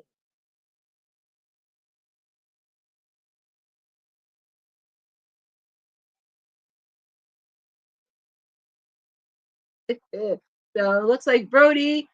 Ooh, nasty, nasty, nasty, nasty, nasty. Clothesline by Brody. Okay.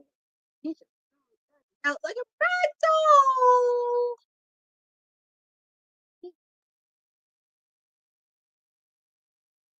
Oh.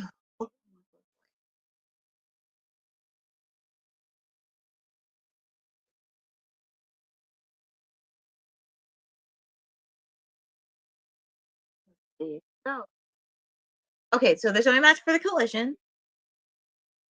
Of course, I mentioned Kazuchika Okada versus Daniel Garcia. Also, more Golden Continental Classic. Juice Robinson versus Will Ospreay on the Gold League side. So we got some pretty good matches for Collision. So, and the match, even though it's picture in picture, the match is still on. Let's see, Brody, he's just really putting a beating on Mr. Darby Allin.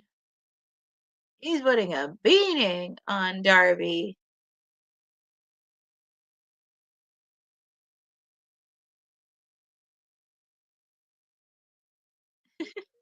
Well, look, I can't deny Brody King, but we shall see.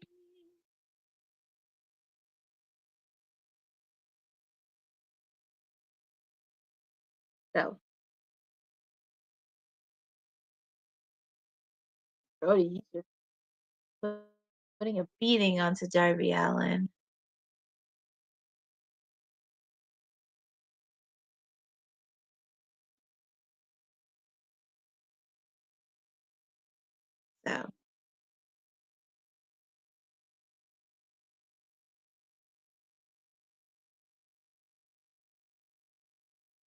So, it looks like Brody, he's really doing very damage. Darby being rolled out in the ring, with his ribs all bandaged up.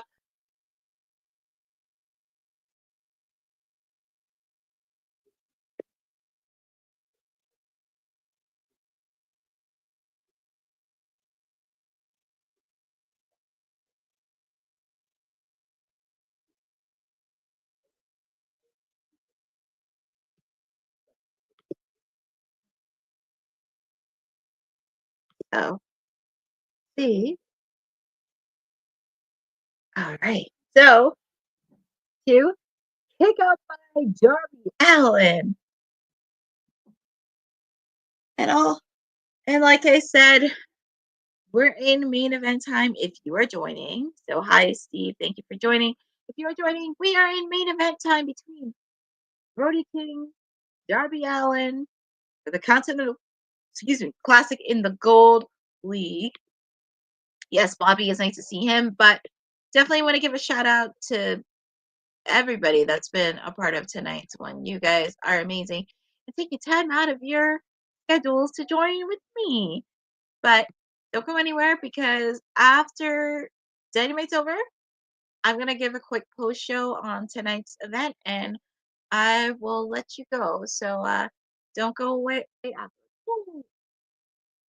Brody tried to do a cannonball. Right. So I really want to thank Bobby, J.R. Smith, Boza, Aaron Teagle, um, Joel Z, J.R. Smith, Mr. Opinionated. Let's see. I'm trying to make sure. Hassan Tahir Show, The Rock, Hassan Terrell, Logan James. Make sure I don't miss anybody. Steve Rambo. Yeah, possibly. But thank you guys for joining. I think they came back too early on there. Yeah.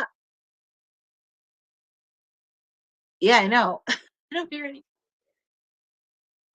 any commentary, but I guess the missed one. But 1, 2, pick up by Darby Allin. If you're not checking, we are in the main event of Dynamite. Where has the time gone? Where has the time gone? But we definitely are in there. We had a very full leg of action, which is insanity. But it's been great. Looks like Jeff Down.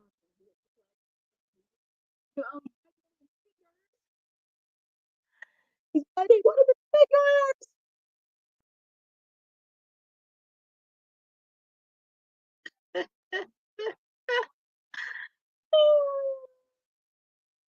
Look at this. Oh.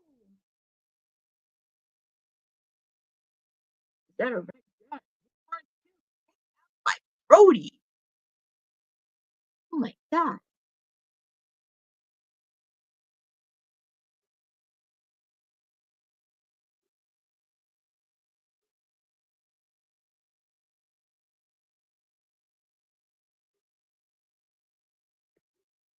The match is still going.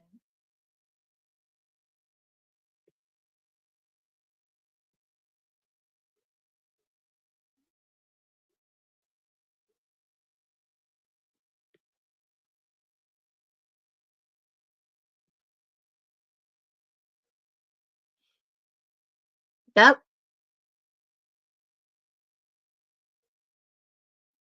Yep. They also announced it. Kyle Fletcher taking on the Beast Mortos.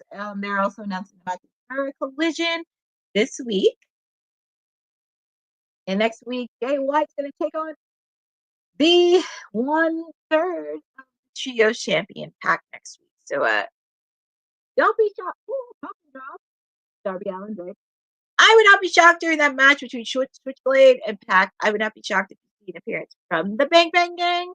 As I mentioned, the Bang Bang Gang are former trios champions, but I know Juice Robinson, he's in the kind of, so that's also going to be interesting too. But we'll see how that goes. Darby and Brody are laid out.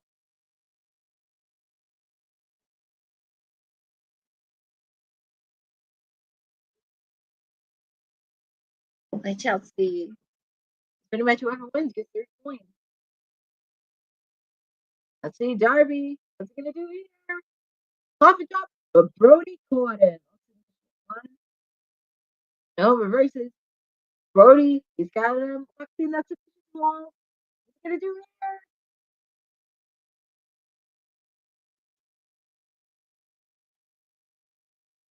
No. Oh, that was a nasty. And your winner is Brody King! And the first time in a while! They finished the match right before 10 o'clock! They finished the match right before 10. Wow. That is the first time I've ever seen that happen. But we see the scoreboard. Claudio Castagnoli has 3. Brody King has 3 points. So I can't believe they finished at 10 o'clock. Well, we shall see. Well, I spoke too soon because it is Darby. He's delayed. But Brody, you know what? Congratulations for Brody King. He put up a really good match, but looky who shows up. The Death Rabbit. Look, there's Brody. There is Brody. And remember, the House of Black, they're former trio champions. Because I'm going to tell you something. We haven't seen many top tier AEW stars because they were all involved in different things. And next week, it'll be Claudio versus Brody King.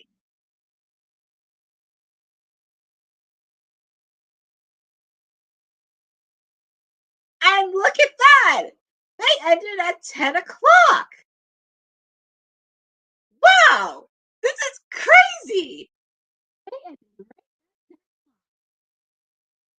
And I think they only ended at 10 because of a basketball game. That's why. But, wow. Ended at 10 o'clock. That is crazy. But this has been a wonderful watch along. But do not go anywhere because I will be doing a post show super, super quick. But until then, feel free to check out our merch if you're looking for stuff to do on Black Friday, and also one of our sponsors, All Caribbean Wrestling. Hey, yo, you. Yeah, you that's watching this. You sitting on the couch staring at the screen not knowing what you want to do like this is an online college. Are you tired of wearing shirts that make you look like an extra stuck in catering? Do you want to step your wrestling swag game up to the next level? Then Women's Wrestling Talk has got you covered. Like literally. Are you for life in pink or black and white? Or maybe you're the EST and people need to respect you accordingly. Want to put some pride in your stride and show off the muscle in your hustle? Then make sure you check out the WWT store. Not now, but right now. Alright? What you waiting for? Head to wwtalkpodstore.com and don't make me fight you. Shit. This episode of Women's Wrestling Talk has been brought to you by All Caribbean Wrestling. Catch the wave. Go to allcaribbeanwrestling.com to check out all the latest pay-per-views or go on the YouTube page at All Caribbean Wrestling. Also, go and check out their socials on Instagram at All Caribbean Wrestling and on X at All Caribbean WR1. All right, crazy cats. You saw one of our sponsors, All Caribbean Wrestling, over at WTP Live and our merch. And welcome to the post show of AEW Dynamite. It's hard to believe they ended on time. I think the only reason Bo said they ended on time was because there was a basketball game afterwards. That's why. Which I think is fair, but maybe they should have a lot of basketball games more often on Wednesday night later. But anyways, thank you for joining on this post show. We had a very, very interesting Dynamite happen because we had the fallout of Full Gear.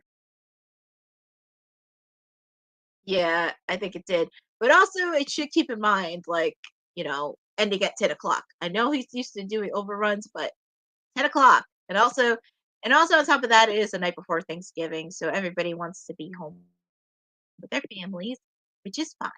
So, we are on the fallout from Full Gear. So, we kicked off Dynamite with, of course, a recap of November Rain, highlighting everything, all the action that happened in Full Gear. Then after that, we hear from the Hurt Syndicate that kicked off the show, which led into Shelton Benjamin having his match against Mark Briscoe. MVP, of course, he did his promo about Lashley and Benjamin, two men who are head and shoulders above everybody else. He says that when MVP gives you an opportunity to join the Hurt Syndicate, it's like the golden ticket. Then he talked about, Bobby Lashley on his win against Swerve Strickland and highlights his success, but says that Lashley is the most dangerous man in AEW.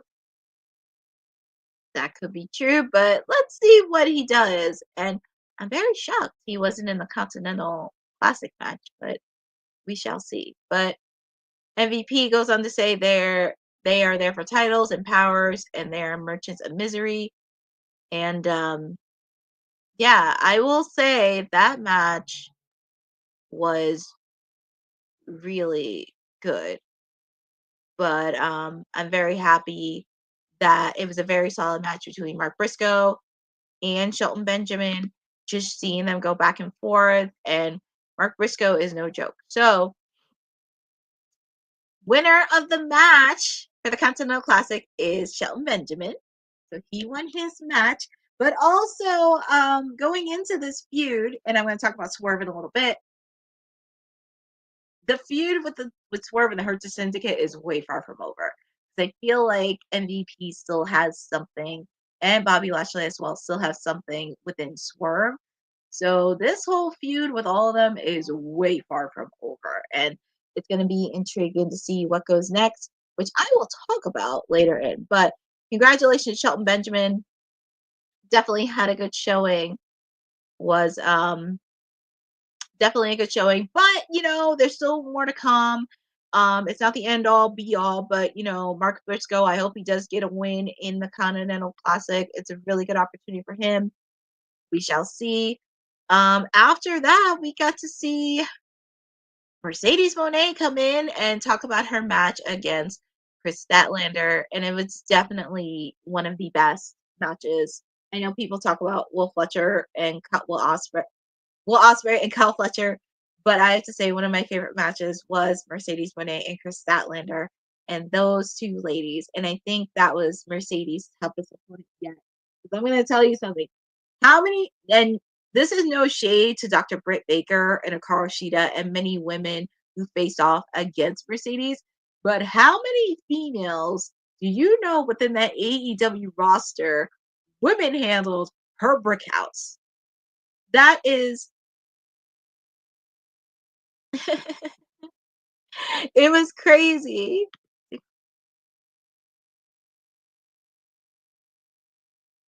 I actually did. So, Boza, there was a little bit of a blemish because I accidentally missed the live media scrum. I did get a ticket, but there was a lot of blemish because my phone was shut off and it was a little bit of disaster. But I did see the replay of it. And yeah, Mercedes does have a chip on her shoulder for sure. She has a chip on her shoulder. I personally, for me, I would love for Chris Statlander and Mercedes to go round two for this. I would love for them to go round two because I feel like that was the most chemistry that she had in a while. And I'm just very excited on that. And of course, I want to hear what Chris Statlander has to say afterwards. And hopefully, we get to hear her say it either on Rampage or Collision this weekend because I feel like they need to go round two. But also, Mercedes, she was about to fire Camille for not getting the job done, but Camille quit. And I think it did because it's very interesting to say because, I mean, I'm going to say this like after Chris Statlander gave Camille a beating and put her in a sling, I mean, where do you go from here? So I'm very curious on what Chris Statlander, curious on what Mercedes is going to do next because she doesn't have anybody. But she says she has money, so I don't know who she's going to get to replace Miss Camille. So it's very interesting to say. But after that, we had a Ring of Honor championship match: Chris Jericho versus Ishii. There was a lot of chopping, a lot of punches. Not many of them were going back and forth with each other, but I guess they have a lot of chemistry with each other. So I'm very happy for that. But your winner and still Ring of Honor World Champion is Chris Jericho. So, and of course, we got to see the Learning Tree, Big Bill and Brian Keith do commentary. So we got to see them do commentary during the match. But congratulations to Chris Jericho on still being Ring of Honor champion. I don't know where this is going to go from here, but we shall see. Okay, so we went from Ring of Honor, and then of course we see Miss Renee talking to Swerve Strickland about his loss to Bobby Lashley. And, he talks about, rebuilding and starting from scratch because he did say Bobby Lashley's a great athlete. But like I said earlier, this is far from over.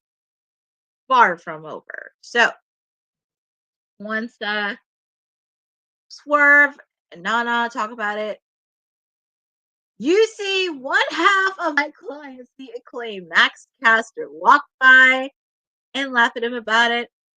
And also, he confronts Swerve Strickland. And he brought up 2 years ago when he beat Swerve Strickland for the tag team titles at Full Gear in New Jersey. And also did bring up the situation with Hangman and burning his house down. And Swerve Strickland really beat the crap out of Caster and threw him into a road case. So it's gonna be interesting to see because like I said, I was a bit speechless. During that whole segment because I'm just like, what are they doing with Caster? What's going on with my boys, the Acclaimed? Because I'm curious what not only Anthony has to say, but also Billy has to say about this. So it's like, there's just so many layers to this. And even when Moxley came in, like after Moxley wanted to do this takeover, he did say AEW was planning to shift. You do have some top tier stars that are in other feuds. You know, Swerve, he's dealing with the Hurt Syndicate. Will Ospreay has to deal with Kyle Fletcher. Adam Cole and the Undisputed Kingdom, they're in the middle of a feud with MJF. On top of that, you have Kyle O'Reilly.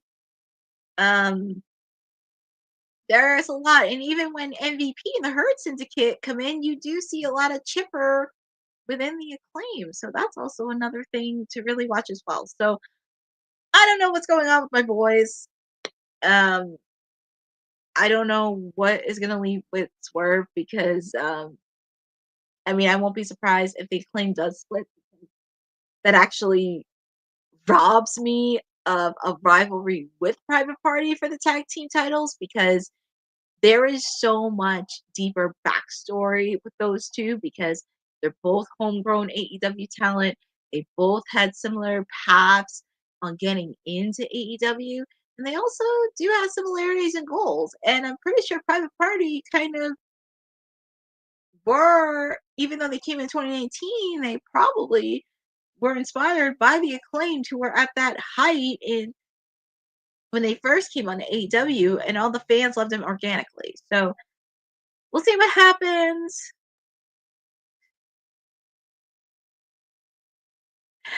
I don't know.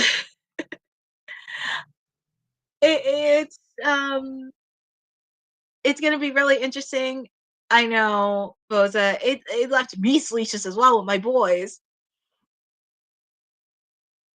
Yeah, it's gonna be very interesting to see because I don't know what's gonna happen there. I don't think Caster should join the Hurt Syndicate because when I think about it, we talked about this a couple weeks ago in WWT Live. Swerve does not need to join the Hurt Syndicate. He has Nana. I don't think Caster should join considering him and Anthony already have solo matches in their belts. And also considering I was at Full Gear and I heard the fans booing Caster. Like literally they were saying F you Caster and they were tuning for Anthony. So I don't know what's gonna happen with those two, but it's going to be interesting to see how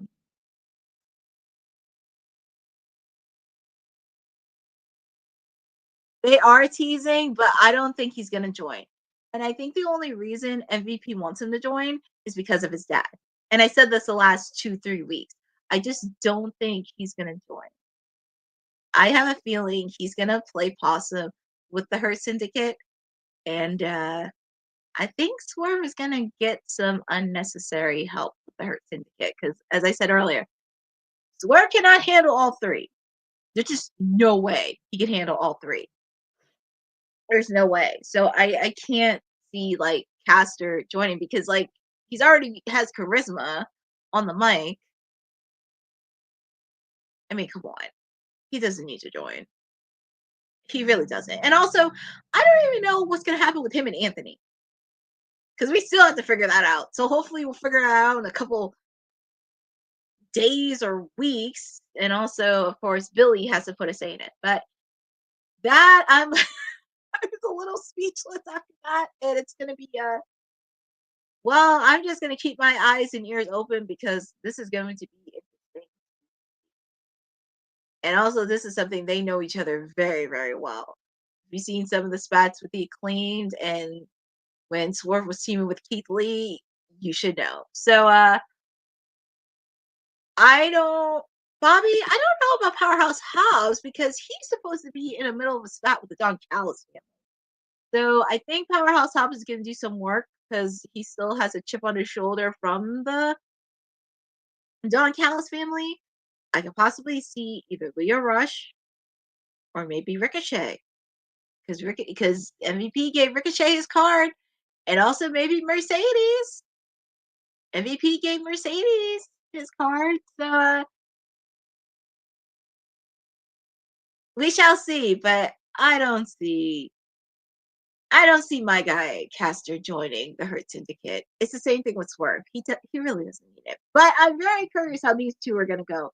And it's also interesting, too, that not only the wrestlers, outside the ring, they also do freestyle raps, but they have their own different styles. So this could be really interesting. So I'm very intrigued on where this is going to go. And especially with Bowens as well. Like, how is this going to affect Bowens? So pretty much it's going to rob me. So pretty much it is going to rob me of a potential feud with the Acclaimed and Private Party because, like I said, they never faced off against each other one-on-one. They never seen eye to eye ever. And even Private Party mentioned this in an interview a couple of years ago. They never faced off against the Acclaimed. But we shall see what happens. I mean, I'm very intrigued to see it. But switching gears, we go to Hangman Adam Page. He talks about his actions at Full Gear. He said he'll knock down Christopher Daniels again if he gets in his way. And he made a deal with Christian Cage and has kept his end of it. He said that if Christian Cage kept his end of the deal, he'll be the world champion. But Cage failed. Hangman made it clear that his intention is to be world champion, and it should have never been Strickland. He said the title has always been his. Jay White comes in and interrupts and brings up the match from Full Gear that they had this past week, along with Wrestle Dream. And pretty much Jay White has 5 wins. So Jay White makes a case saying anybody should challenge for the world title. It should be him. And Jay White said if Page needs a reminder, he'll give him one. And it looks like, we see the Death Riders come in attacking Jay White and Hangman Adam Page. So the Death Riders come in and it put pretty much everybody from the Death Riders attacks. Yeah, they attack both Hangman and Jay White. And Marina Shafir hits Page with a fault. And then Jon Moxley shows up, and it does give a segue. It does give a little bit of a segue to the Continental match between Ricochet and Claudio Castagnoli. It's going to be very interesting. AEW. Oh, nice. Thank you for the reminder, Bobby. I do believe they are going to be in a match at Wrestle Dynasty. I think that's what I'm thinking too, because this is really interesting because they attacked both Jay White and Hangman. And as I mentioned earlier, when they started the Death Riders, they weren't attacking the top tier stars because everybody was involved in different things. So this will be really interesting to see because I know, and I mentioned this earlier, like if they include some top tier stars, especially, if they were former champions, that's going to leave interesting. And also, if they're going to go for Jay White, be on the lookout for the Bang Bang Gang because, as I mentioned, the Death Riders, Jon Moxley, he's the AEW World Heavyweight Champion, but the remaining Death Riders are the Trios champions. So it would be nice to see them have a legitimate threat to those belts and also make a possible storyline rivalry with this. Because as I mentioned, the Bang Bang Gang are former trios champions. They know how it feels to hold gold. So this will be very interesting to see. And I will mention another team that were former trios champions later on in the match. So you'll see why. Anyways, so we kick off with Ricochet, Claudio, Castagnoli.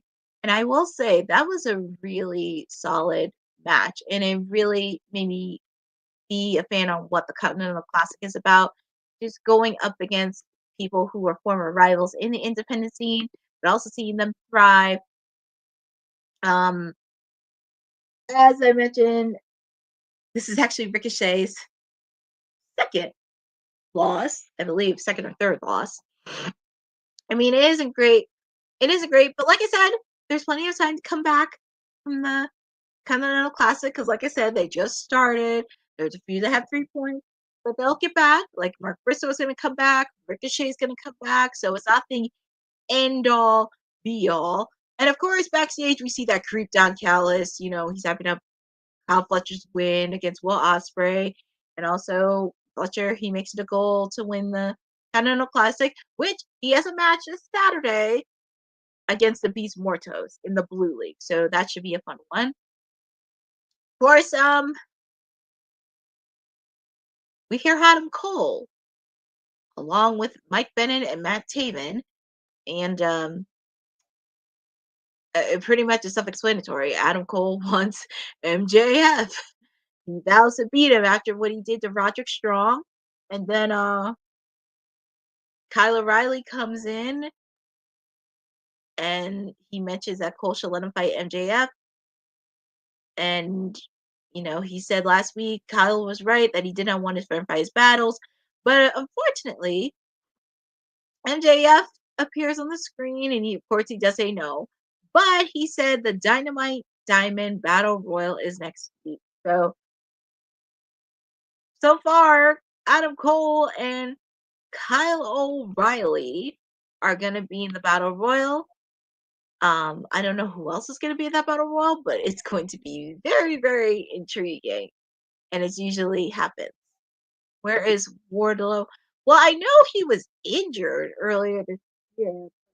I know he's been rehabbing, working out, but who knows? We may see him in the Diamond Dozen Battle Royal next week. It's all good, Boza. It's all good. But yeah, I would not be shocked if Wardlow came back next week in the Diamond Dozen Battle Royal because we don't know who's going to be in that Battle Royal. We don't know. But anyways, turning my attention to the ladies, we got an International Women's Cup qualifier semifinal match between Jamie Hager and Queen Amanada. Those ladies really brought it. I enjoyed that match, and it really gave me exciting on why I love women's wrestling. So I was very excited to see both ladies give their all. Queen Amanada had an amazing showing. Jamie Hager had an amazing showing. But your winner of the match was Jamie Hager. And after the match, they are teasing Julia Hart's return. And she is coming back. If you saw the vignettes and everything else, she is coming back soon. And we did pivot towards Mina Shirakana discussing Mariah May turning on her. And she calls Mariah selfish and says Mariah is not who she thought she was. But Mariah May attacks Mina Shirakana from behind and whips her with the title the same way she did Toni Storm. So, 2 weeks from tonight, at Winter is Coming, from Kansas City, it will be Mina Shirakana challenging Mariah May for the AEW Women's Championship. And that match is going to be fire. And I am so proud to see that go. I do have a feeling they are going to have a match at Full Gear. So this is really going to be something to see as well. But yeah, something happens one way or another to set up Mariah and Mina at World's End. Yep, it is. And also, could we possibly see a return of one of my clients, the Timeless One? I know we haven't seen her in a while, but she doesn't have to, like, come in the match. She can make a surprise. But I don't know. We shall see. But anyways, wow, a match to kick off 2 weeks from tonight. So winter is coming. So awesome that. But they're definitely gonna have a match at World's End somewhere down the line. But anyways, we're shifting into our main event. Darby Allin, Brody King. And it was nice to show archive footage. It was nice that they did show archive footage of Darby Allin and Brody King, because these two have been going at it for a while since they both came into AEW. Hold on. Incredible and unpredictable matches at AEW so far. These two did not really disappoint, and I could tell these two really do have a lot of chemistry with each other. Poor Darby, he had his bandaged ribs and bandage on his face. He's trying to do everything that he can, but they both showed it. But the winner of the match was Brody King. Brody King came out victorious, and we got to see Claudio trying to put a beating onto Darby, but then Brody King stepped in the ring because he doesn't have respect for Darby because they shook hands during the match. So Claudio thought twice, because I'm going to tell you something. The Death Riders thought they took out everybody from AEW. No, they didn't. The cannonball was done so well. It knocked the feet out. It took about 5 minutes for everything. I know, it was crazy. That's why those two just work so well together. As I mentioned earlier, Claudio, and I'm going to tell you something. Next week, Claudio and Brody King are going to face off against each other. And also, as I mentioned earlier, they are the trios champions. The Death Riders thought they got rid of everyone in AEW. They did not face off against any top tier stars. And this is where they start to include them, because some of them are not going to back down from the Death Riders, especially because they have trios belt. Because I'm going to tell you something. The Death Riders are going to have two legitimate threats. They're going to have the Bang Bang Gang, but they're also going to have House of Black. And that is something that I'm very excited to see, because Claudio was this close attacking Darby Allin, but Brody King came back in the ring, and that's going to be fire, because it is going to be fire. And also, it's really nice that they are kind of segueing in some top tier stars who are already in rivalries. Like, for example, Jay White and Hangman. Could we see Hangman and Jay White teaming up together? That could be a possibility. I know Hangman, he doesn't like to team up with people, but if they have a common enemy, that could be something there. Imagine Marina trying to guide her Death Riders versus Julia Hart. And oh my God, I don't think Marina doesn't want to mess with Julia Hart. Heck, we're trying to see what's going to happen with Willow Nightingale, because she beat the crap out of her. And trust me, between Willow and Marina, and also I would not be shocked if Marina did try to screw her in her match against Serena Deeb on Collision.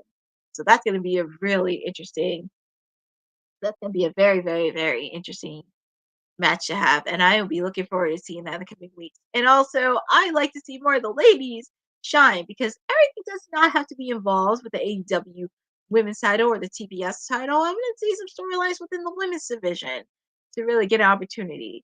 So I'll have to double screen that match is going against.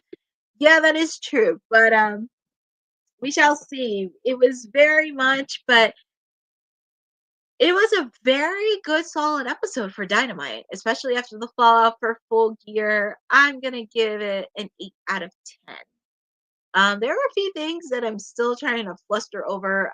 I'm still trying to wrap my brain around Swerve Strickland and Max Caster. I don't even know what's going to go on with that. I don't even know what's going to go on how Anthony is going to feel about this, and Billy Gunn. I don't know how this is going to. I know people are teasing Caster or joining the Hurt Syndicate, but I don't think he's going to join. And I just have a feeling something is about to happen soon. I don't know what it is, but we did see the Continental Classic kick off some of their matches. They have matches going on, not just next week on Dynamite, but also in Collision this weekend. And just to let you know, Collision starts at 4 p.m. Eastern Time on TNT. And then after that, Rampage will follow afterwards. And also, War Games is this weekend in Survivor Series. So it has been a very solid episode of Dynamite. I am very happy to join with all of you for this wonderful, wonderful edition, especially on a special Thanksgiving Eve of Stone Cold Elite Wednesday. This is Courtney Rice, WWT's Media and PR Princess. I definitely want to thank once again everybody for joining on this tonight. I have to give a shout out to Bobby, JR, Boza, Aaron, Joel Z, Mr. Opinionated, The Rock. I'm still chuckling over that. Trying to think who else did I miss. Trying to think who else I missed. Close-minded enemies. Hassan Tahir Show. Hassan Terrell. Lewis. Logan James. Steve Rambo. But yeah, I want to make sure I catch everybody for tonight's episode of Dynamite. And I want to wish everybody a happy Thanksgiving. It's tomorrow. Definitely thankful for not just my health, my family, and my friends. I'm thankful for being part of the WWT Live crew. I am thankful to be doing these watch-alongs for AEW with all of you. Also, people always see me as the go-to gal when it comes to AEW, but I tried to do as much as I can. And also, it makes me grateful to be here every Wednesday night with all of you. And it ended on time! It ended on time at 10 o'clock. My God. That is crazy. But like I said, I am grateful for all of you. I'm grateful to do a live watch along on AEW every Wednesday night. And we're just getting started on the road to World's End. So I bid you farewell and have a wonderful evening and have a